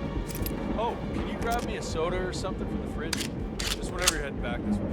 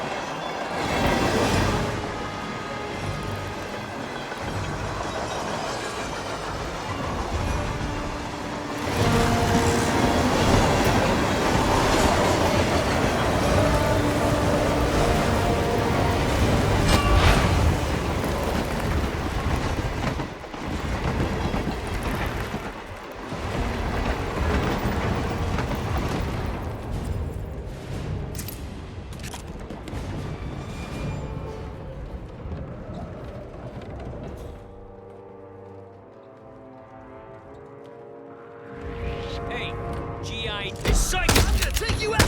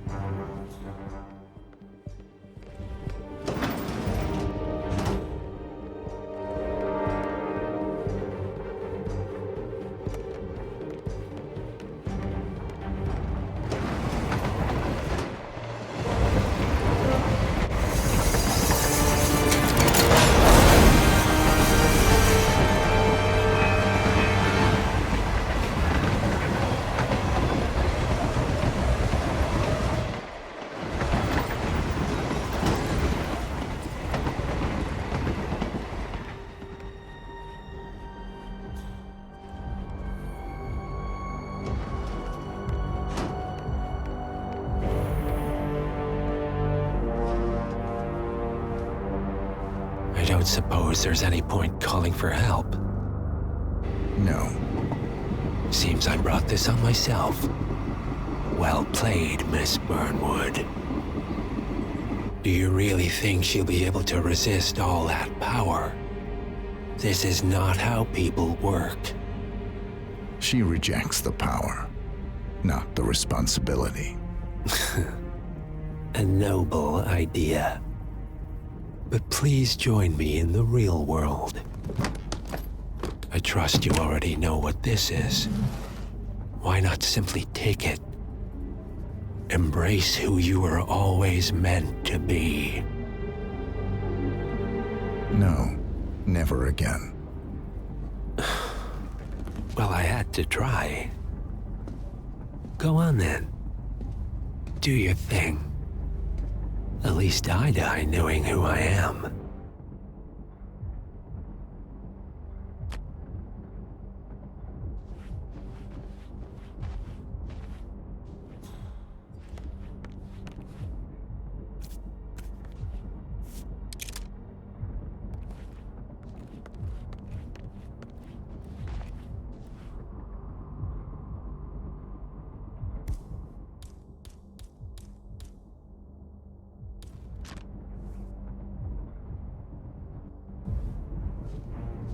What are you doing?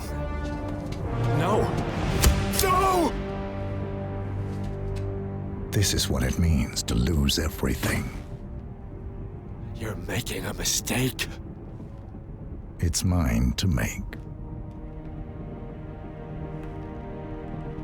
Oh. Forgive me. I seem to have, What were we talking about? Don't worry. We were done.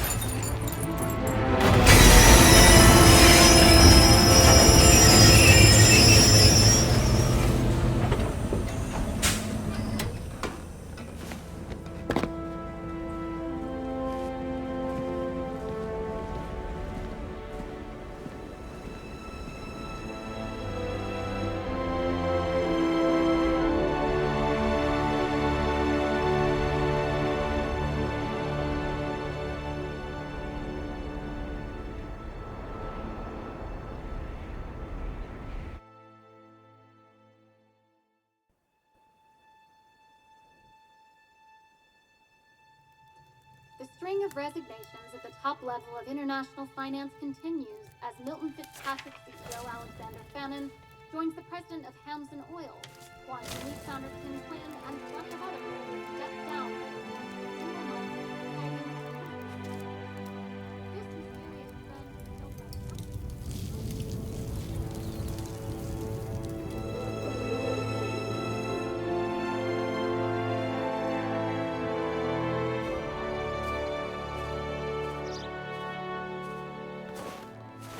It's been a long time, Agent 47. That's not who I am anymore. The pact is done. The past, dead.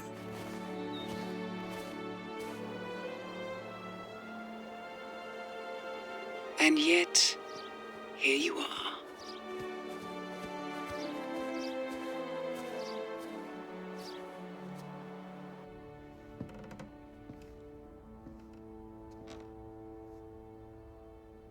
I choose this path because I can. There will always be people like them. So there will always be people like us. No one is untouchable. It's good to be back.